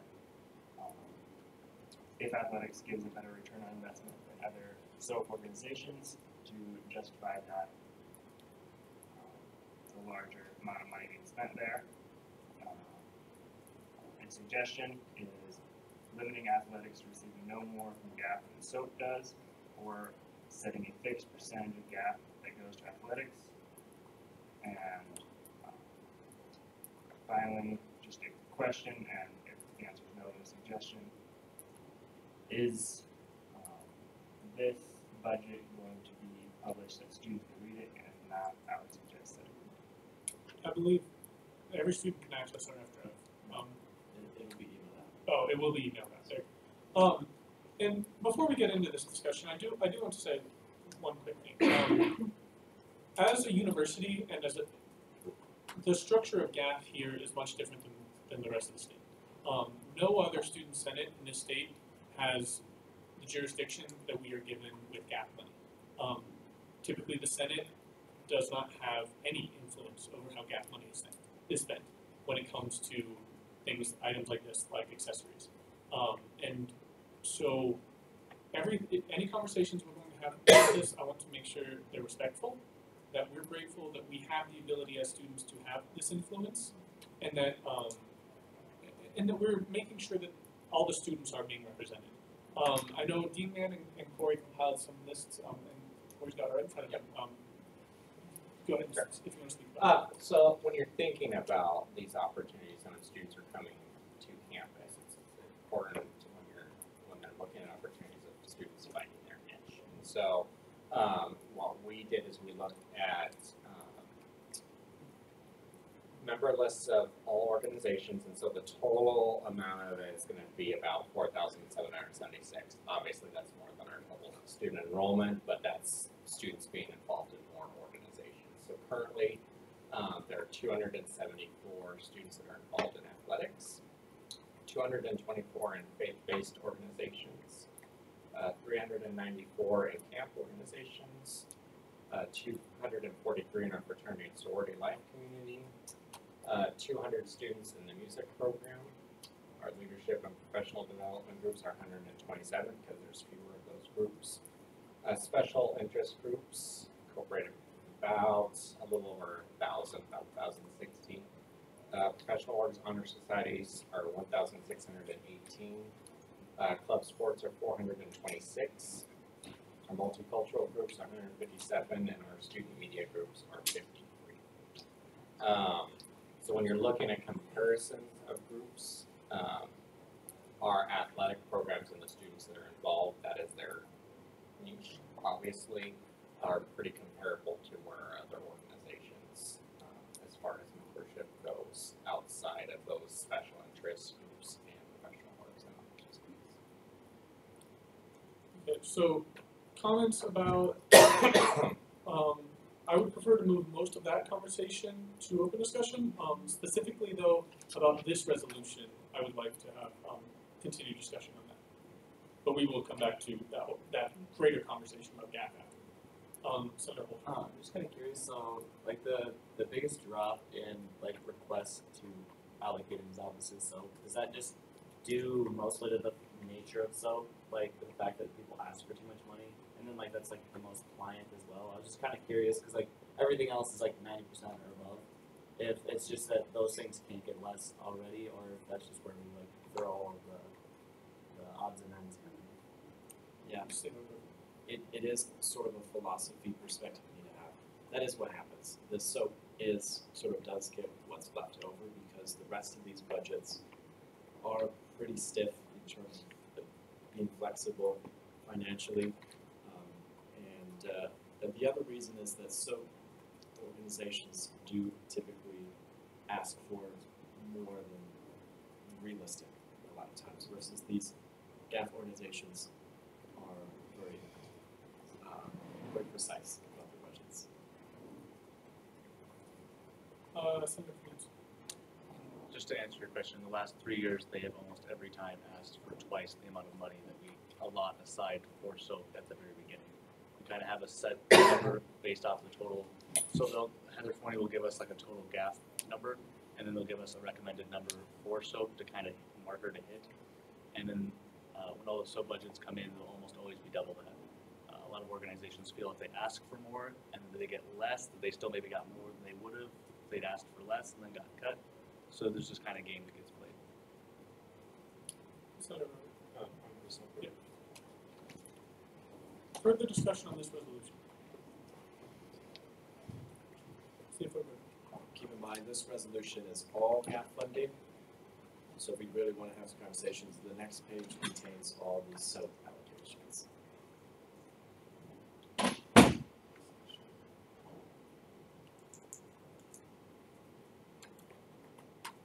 And keep in mind, there's way too much information, I think, to digest right now, but this is going to be on the hard drive. I encourage you to look through these numbers and come with questions next week. Senator Plum, did you have anything? No. Senator Wilson. So the projected gap is like 1,200,000, and then the allocations are like 24,000 above that. So 4,000 above that. Sorry. So if it comes in like below, what covers the difference? There's a few things that cover up the slack. The biggest one is leftover money that doesn't get spent from the previous year. All of that leftover money goes into reserves, and we would dip into reserves. It was less than last year. It was just a little bit less, and they're expecting this year that it might be a little bit more. But obviously, we have no way of predicting exactly. Senator Allen. Just curious about Blackgate. Blackgate's getting zero. Senator Fields. Just like Mines Rescue, they didn't show up for their presentation. Senator Cordelis. So did you say it was 4,000 above the projected? Because you have 24. Did you make another error? Oh my goodness. I thought it was 24, but I gave you the benefit of the doubt. Okay. You're absolutely right. Thank you. Let me look at last year's allocation. I think what I was trying to say was 4,000 more than we allocated last year, but let me check on that. That is correct. We allocated 220,000 last year, and I think her recommendation is rounded to the nearest 100,000, I believe, because it depends 100% on enrollment, and that can fluctuate a lot. Did Superman also not show up? They did not show up as well. Same with Bennett. Yep. Ezra, then the foundation has 24,000 for SOAP. I think it's about 20,000. 20, and is that included on here, or is that in addition to? I believe it's included in it. I believe so. I was at a meeting with Heather Forney just a couple of hours ago, and I asked her, I ran this by her. She said that she she's very comfortable with where we're sitting. And so that was kind of her green stamp in terms of finances. Senator Cordell. I think it was super mileage dropped out. They withdrew their application, and Blackgate and tennis didn't show up. And Bex. And Bex. Any further discussion on this resolution? I have some question. So if they don't show up for their presentation, can they still, like, let's say they just like missed it, like forgot, can they show up? Like, is that what we did for my rescue? They can do something with funding then if they. Well, just that kind of thing. So if they didn't show up at all, we didn't give them any funding. If they were, we had an agreement that if they showed up late, that we would give them maybe like an alternative date to show up and present, or maybe just throw them on to the end, but then give them some sort of a penalty. But that wasn't the case with any of the, I don't think any of the clubs showed up late at all. So I think maybe one did, potentially, and we gave them a small penalty or something. But also, if they email us beforehand, we allow them to change their time. But these did not email or show. Any more on the GAF recommendations? Okay, we'll see this next week as well. Okay, moving on, we have open discussion. So we can start sort of with Ezra's, but once again, I do want to say, just make sure that when you're thinking about this, you're considering both what the university requires and what we as students have been given power. The best way to lose power is to shake things up without asking all the proper questions before. So that's what I'm going to say on that. Just tread carefully. The last thing we want to do is shake trees that that we shouldn't be shaking, and then be in the same boat as the rest of the universities and not have the ability to influence our GAF at all. So those are, again, all I want to say on that. So with that, we'll open discussion. Senator Holscher. I didn't say anything, but so you were talking about the money allocation between like the different groups. You said it was approximately the same. Like, no. Wait, what? Oh, are you talking to Ezra? I'm talking to you. Okay. I'm like, Ezra, keep moving forward. Go ahead. The numbers that I was giving you are membership list numbers, so not money allocated, but so how numbers are within work. Is there any way for us to understand like the statistic of like the average person in like the departments of like that get self-funding, or like maybe we could break down like camp or something, like the specific ones you had, all the different ones, like the money per person versus like money per person in athletics, or something like that. We certainly could do that. I could take this info, but I don't think that would be particularly useful because, I mean, it'd be interesting, but some groups are more expensive than others. That is just the fact of life. And if we made everybody get the exact same amount of money, what are we even doing with the gap? Because then they just keep the gap and that sort of thing. So it's really tough.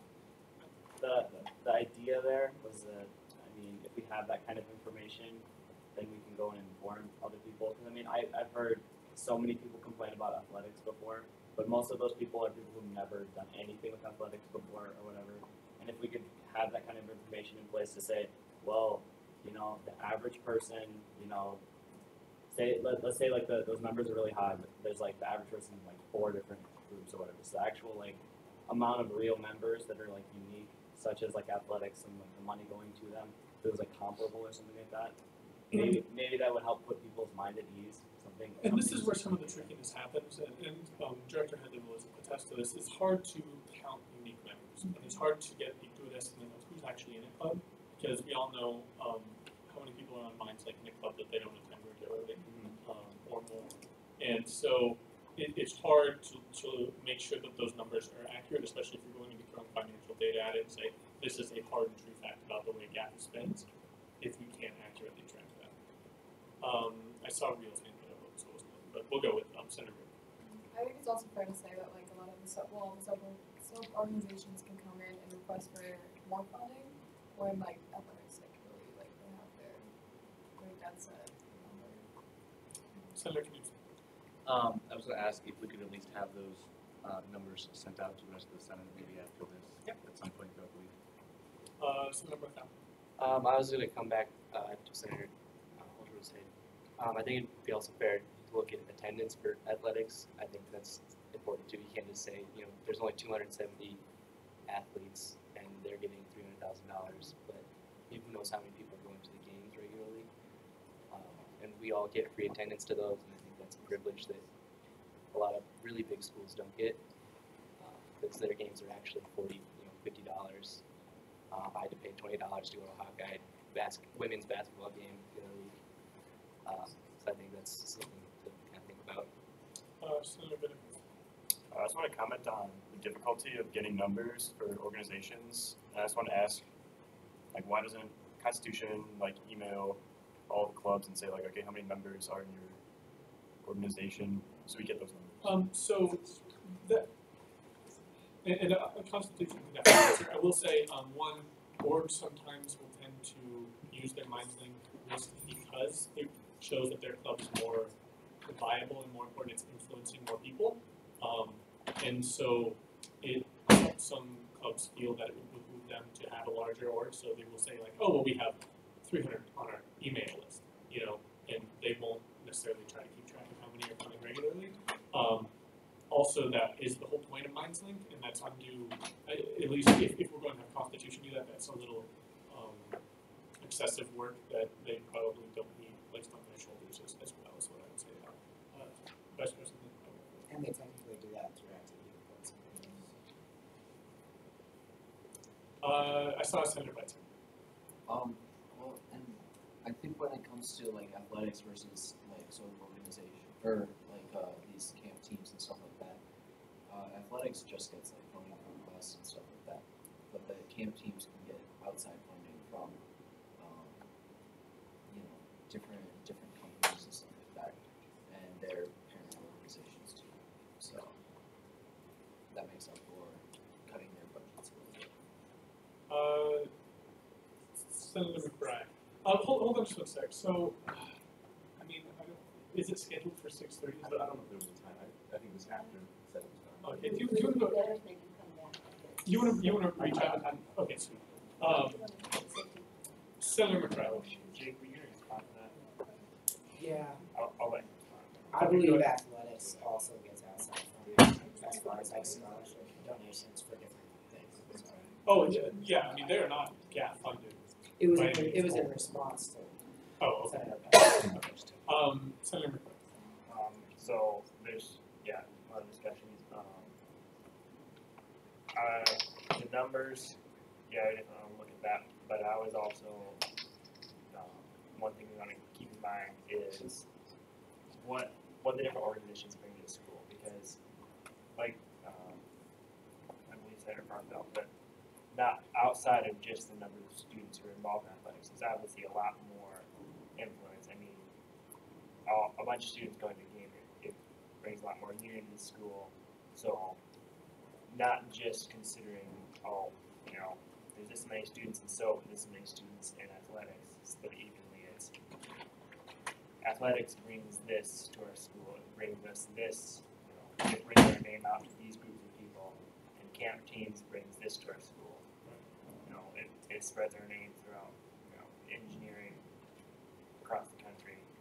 So just considering what they bring to the school and how much that's.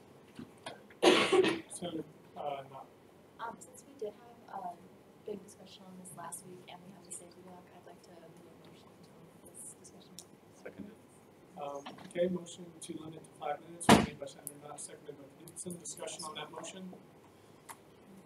All those in favor? Aye. All those opposed? Okay, as we're starting. Okay, so is that what you had to say?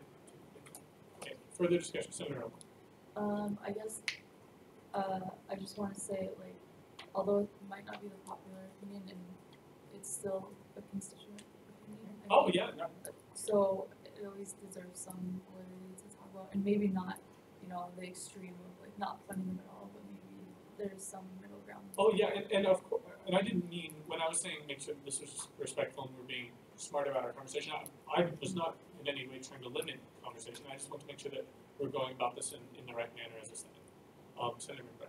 Yeah, I've definitely not heard, and there's a few students who say deep on athletic is accounting for it, but I think the majority definitely are not, or that a lot of students enjoy it. And maybe it might not even be stuff that just Senate does with GAF. It could just be maybe starting a discussion with the school administration as to what athletics is going to mean to this school and how much do students value that and how much does the administration want that to be in the school. Senator Davis. So esports is becoming an official athletic next year, so that might change at least somewhat. To expand off of that, the current president of the esports club is going to be like the director of the esports here on campus. Like they're making like a big thing, things like that. I think that there's definitely like a place for it. I guess like if you just want to bring this up as like a philosophical argument to like the administration, I don't really see like if we're not proposing anything, I don't know what else like to be said.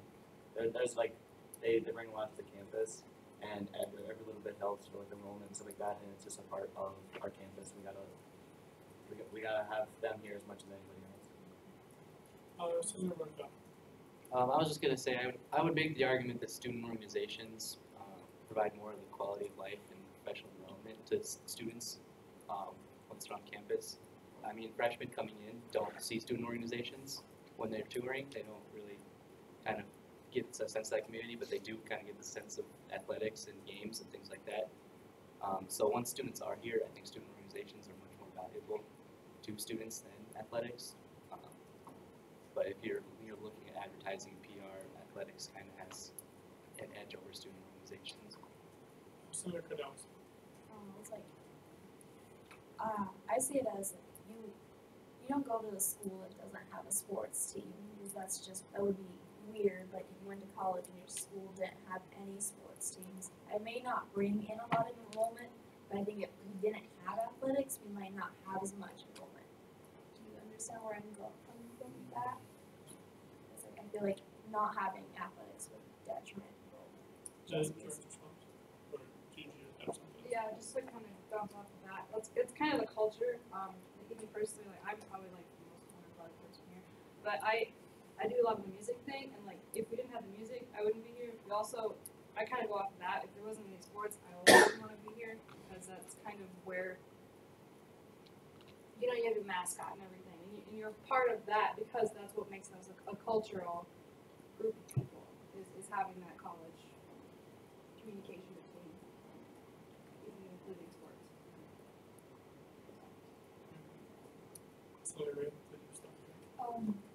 Yeah, I think that's really just lost it. Sorry. Further discussion on this? Oh, sorry, I can't see. That's okay. I just wanted to add that, like, depending on whatever club you're in, I mean, I know camp takes a lot of time, but like some clubs take 1 or 2 hours a week, where like athletics are putting in 60, 70 hours, and like that's what they're doing. Like they just put in so much more time than any other student work, I feel like.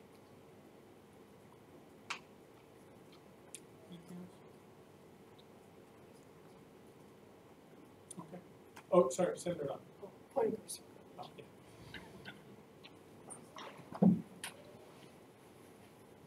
Okay, any other items for open discussion? And I think this is a conversation we'll continue to have as we go forward. And as we make recommendations in the next couple of weeks to the next Senate, to consider looking at things. Senator Clark. So the safety walk is going to start a little early. Okay. We have the officers and faculty coming in to start the walk. When this is done, you guys are more than welcome to come find us. We'll be on campus. You can text me if you have anything. Sure, and you'll take notes of all the stuff that happened before? What's that? But before we get there, you'll take notes of everything that happened? Yeah. Okay, perfect. Thank you. Okay, any other items for open discussion? Okay, seeing none, we'll move on to reports. CFO, report. State of the finances has been determined. And it's good. I'm very happy. So, a couple things. Quick report. Conversations regarding the financing of religiously affiliated organizations. We've talked about this in the last few weeks.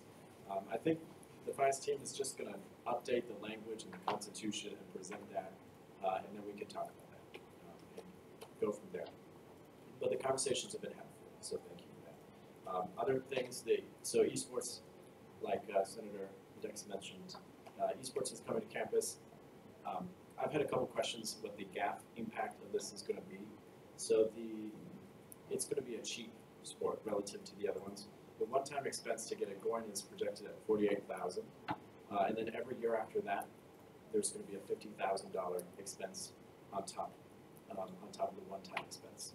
So of this, athletics is expected to ask us for about 10% of that, like they do with the rest of their expenses. So the impact on what we see is probably about $5,000. Heather Forney also told me that the finance department as a whole is very excited about this because they expect the enrollment to increase and compensate much more than the cost of it. So it'll turn out to actually bring money to the school.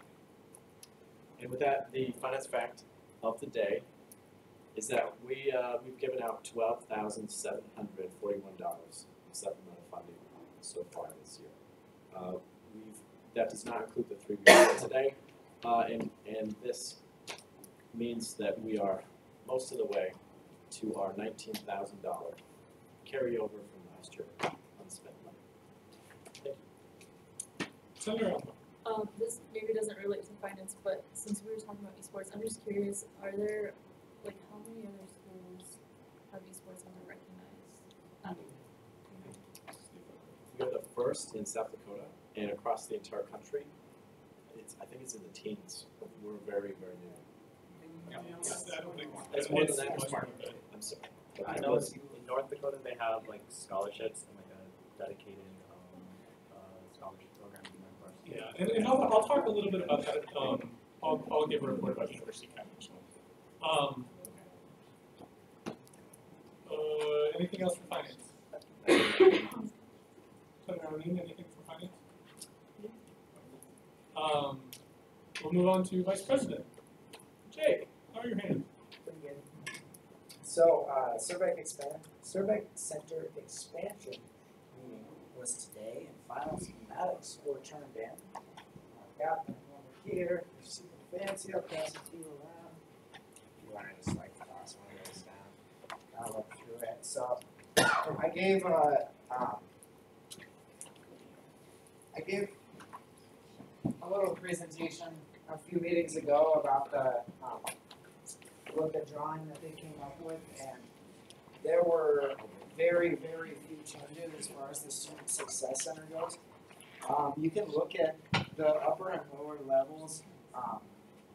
Dean Man and Corey could probably talk a little bit more about the lower level. I wasn't able to stay at the meeting for the entire time. But essentially, it's the same deal. The furniture is not like been decided on or anything, and so that's one of the main things that I got from you guys when I last presented was like, are we gonna have enough table space in here? Like, that was a major concern. So if you have any more questions or anything, I know that's a lot to like look over really quickly, but after the meeting or anytime, just let me know. So if you guys could also speak as far as like what happens now. We're waiting on additional funding. Is there a plan like to?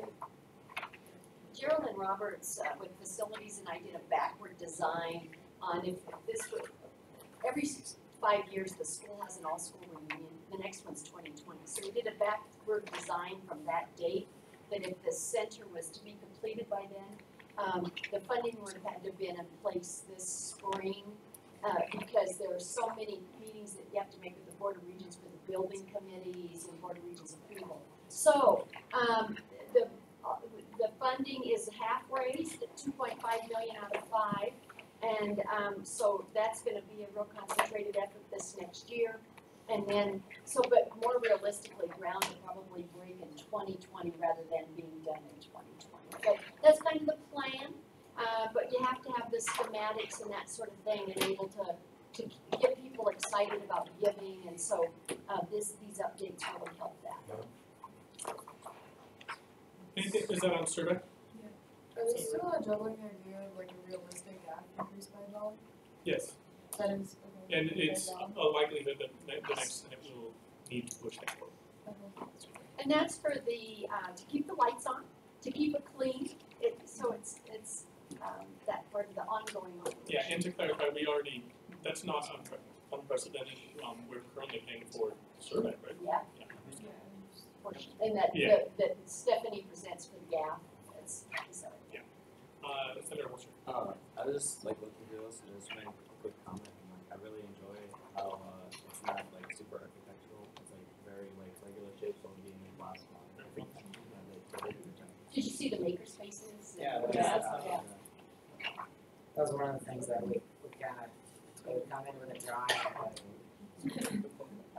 more functional, you can make it back. I like squares. Alright, that's essentially what it was. Alright, we gave you a building of squares. Anything else on Survey expansion? I'd like to thank Jake for serving on the Survey expansion committee. He's putting a lot of time. So, Also. oh, sorry, Senator McBride. I was gonna ask these, if they're gonna like put these pictures somewhere that people logging through survey can see them and. We certainly could. Be in the Senate Yeah, office. so these 3 copies belong to Senate.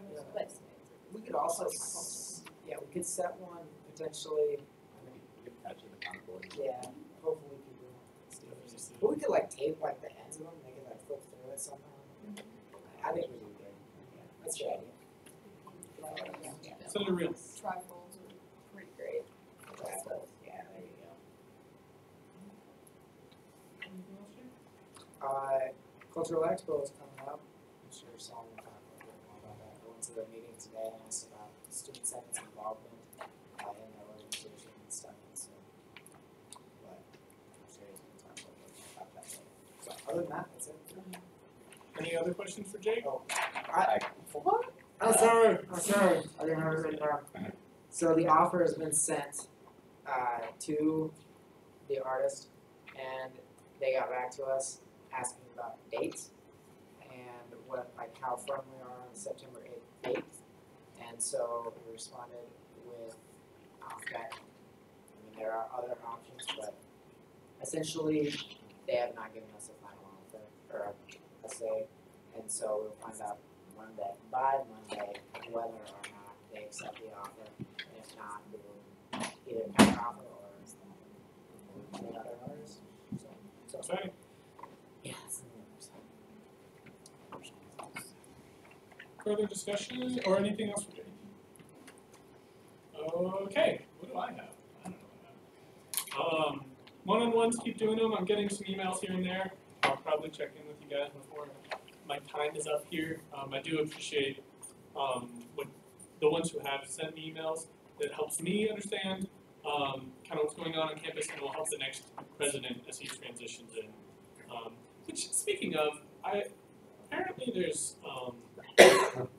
like an online poll to get me out of office, it seems, today. If I really would appreciate if you guys just stay away from that. If nobody votes, I'll be in office next year. So, no, hopefully you've all voted by today. It was extremely dry. I know.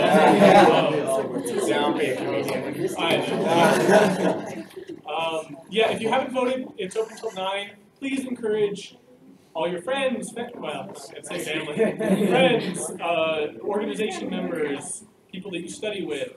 We're really trying to get a good student turnout. We have 3 candidates, which we haven't had in a while. It's a good environment to be letting students voice their opinions. Safety walk is going on now, apparently. So when we get done, we'll see if they're still going. Dr. Braden approached me. The school has a mobile computing grant that they allow professors from, I believe, it has to be math and computer science department, but I'm not sure about that. Last year, some senators served and helped give recommendations on what they thought. They basically have to read a couple of grant proposals and read a rubric and then grade them accordingly. Last year we had 8, and it was it was a decent amount of work. This year we have 2. I have Senator Elmore, Senator Lopez, and I have already graciously decided, I shouldn't say graciously, if I mention my name, have decided to do that. I'm looking for 2 more people who would be interested in serving on that. It's really not a whole lot of work. Senator Holscher. What is Okay. You basically read grant proposals and evaluate them based on a rubric. You have to do 2 of them. It will not take a lot of time. Okay. Senator Holscher, and I need 1 more. Someone who is interested. I'm glad Holscher is a freshman. Someone maybe like sophomore, junior. Senator Knott. Perfect. I'll email you. Dr. Brayman said she would send me the information. Also, there was a suicide recognition training that's going to be taking place on the 27th. Danica asked me to pass this along to you guys. It's 4 to 5 in the McKeel room. Please, this is an issue that I think, unfortunately anymore, we all have experienced people in our lives who struggle with this. It's very, especially at a school that can be taxing emotionally sometimes, it's important that we know when to start asking proper questions. If you guys would be interested, I'd really like to see a good Senate turnout. Again, it's the 27th. I'll remind you guys next week. It's a Tuesday, the Tuesday before our meeting in 2 weeks. So I'll remind you guys. Brock, do you have information on that? I was just going to say this issue is a lot closer to home than you think. I didn't think it was, and then I was started to be an RA, and I have to deal with it fairly regularly. And it's a very real issue at the school. It's usually the people you don't see every day, but sometimes it can be, and sometimes they have smiles on their face, and it's really hard to deal with. So I really recommend you guys to try to carve out some time to come to this.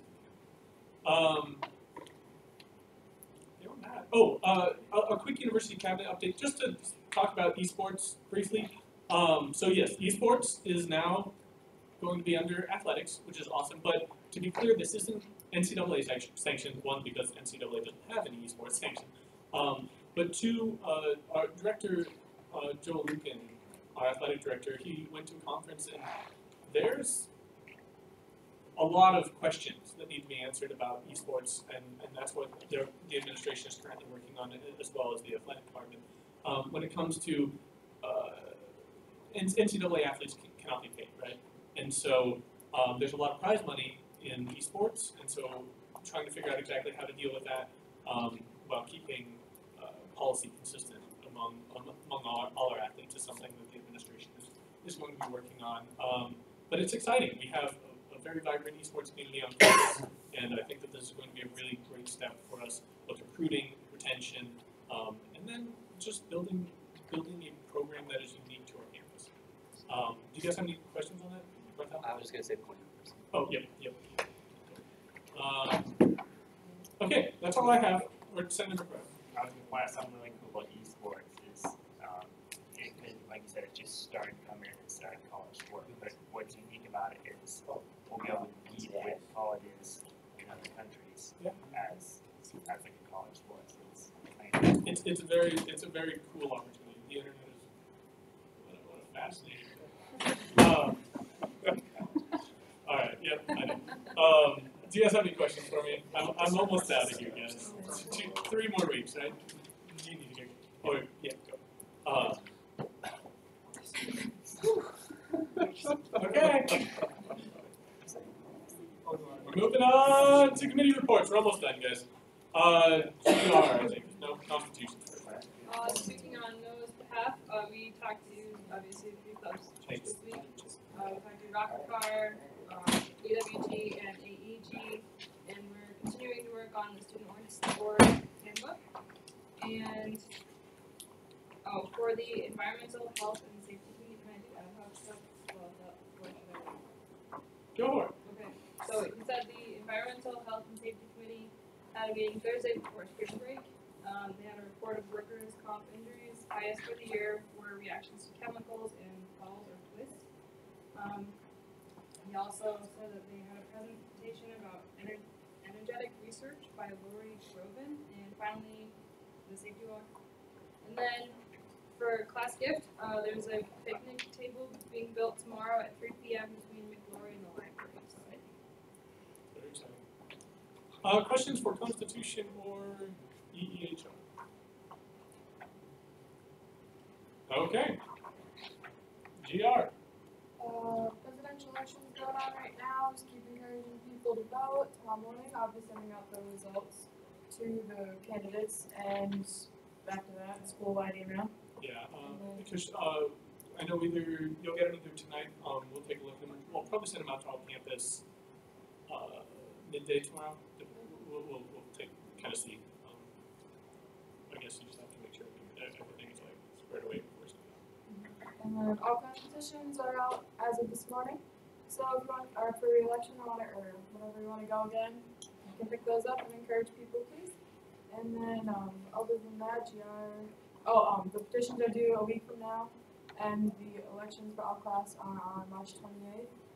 And other than that, just going on transition. Great. One question I had is for senior senators, are they allowed to have people who will not be here next year sign their petition? Does anybody know the answer? Senator Elmo. I was thinking about it, because we talked about it. And I think it's okay because we can vote also in the presidential. And that's kind of how I felt. I didn't know if there was a policy. Yeah, I think we're okay. Because technically a senior is what, like 120 credits and above or whatever, so that's the only qualification really. So. Okay. Well, the president is like in office for like X amount of weeks. Sorry, not president, for signing a petition Oh, for same Senate, but same. Yeah. Okay, No, any questions for GR? Senator Fred. How many credits did you increase? It's like 90. Yeah, I don't know what you mean. Yeah, sorry. I was love going it. multiples of Just 30s, okay. We have public relations. I don't think she's here anymore, but Paige is Senator of the Week. And this week we figured out all of the details as far as we can get on how we're going to ask the band. Once we know the band, we can finalize all that. Awesome. Questions for PR? Question, or who's next? Essay. Committee Center report? All right, what's going on in essay? Common Board's back up. The Common Board's back up, so. Jonathan we didn't make the last meeting, so Luke and I put up the Common Board. There's just something. Questions for essay? Sweet. Any camps or ad hoc committees meet? So the Cultural Expo Committee met today, and Jennifer from Minds Dining Services, Aramark Dining Services joined us, and she gave us some personal hygiene and food safety tips because the different booths representing different cultures as a group will be cooking food for around 600 people, I think. So that, and besides that, we just got a few updates from sponsors, and that's pretty much. Awesome. Any other campus or ad hoc committees? Question. Yep. So, is there any way that Student Senate could help out volunteering wise or other effort for the expo? I think that we'll definitely need volunteers on Thursday, maybe. That's the 5th. Because different cultures don't really have that many volunteers, that many members. Yeah, they're also really busy. I know that in the past they always help like check with the check-in booth, like taking people's money and stuff. So maybe at your next meeting, Steve, you can help them. Okay. Ask. Any other campus or ad hoc committees? Seeing none, we'll move on to upcoming Senate business.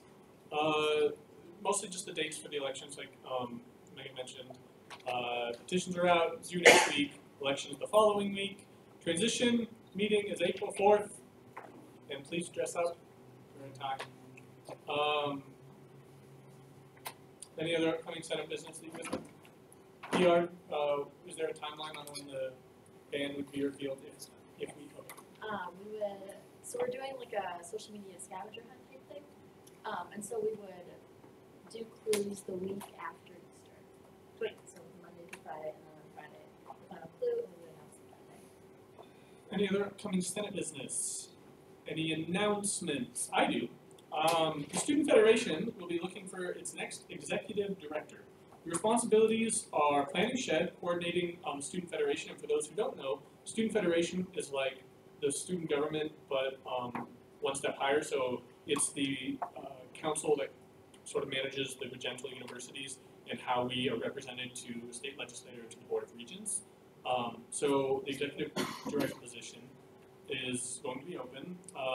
You report to the Board of Regents as the executive director, and you must attend each Board of Regent meeting. So there's travel. You track legislative bills during sessions, the ones that relate to students. So if you're really interested in GR, that's a position you should be looking into. You lobby the legislators on behalf of the Federation, and then you take meeting minutes for the Federation meeting. The responsibilities might be a little bit adjusted. There's a committee right now that's working on changing the structure of the Federation, as there always is. Yeah, no, I've been watching it. How to become the next executive director? Attend the next Student Federation meeting, which is at DHSU on the 27th at 7 p.m. Which is the same day as suicide recognition, so that Tuesday will be busy if you're interested in that. You have to make a speech to the current Federation, and you will know if you're selected the same day. Selling Points is a great opportunity to represent our school, great leadership role, allows you to learn more about other universities and interact with them. It is a paid position, you receive about $1,000, and it's fun. So, if you're interested, please come talk to me or Senator Dexter. Any other announcements? Dean? Every month, the City Council recognizes a Vet of the Month, and we're very proud of the school minds that the next Vet of the Month recognizes them.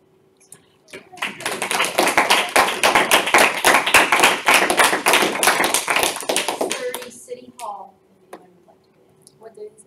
Monday, next Monday. Right? Do I have the right date and time? Very excited. Yes. Senator Holscher. My announcement also has to do with Ed and Lane Heatson are the champions of our pie eating contest. You won? It was a tie for first. They were both very voracious. They came up to eat some pie, and they did. Switch me out. What happens later? Still have some in my notes. Any other announcements? A quick one also on City Council. We will not be having a position. If you want more information about that, I will share it to you later. But yep, we will not be having a student position on City Council anytime soon. That we know. I'll explain. And that's the next step we're gonna have. That we're all like. Senator Knudsen, you have an announcement. I'm surprised. Yes. So Secret Santa is coming up. For all of you who don't know, it's going to be in December. It's coming right around. What are we going to do when you leave us? I'm going to forget. Yes, Secret Santa's just not. It's going to slip my mind. All right. I would entertain some motion. Senator Reel. There's been a motion to adjourn made by Senator Reel, seconded by Senator McBride. Discussion. All those in favor? Aye. Opposed? Aye. Thanks for staying, guys. Hey, say you rock. Hey, Eileen, you put these out, right? Yeah. No. You've been having that the whole time. Hey, someone can you up? That's a session. Last week I looked and looked under every name tag for my own. Kind of. I got no one Right. Oh, I can't. It's like bottom right. It's like stop.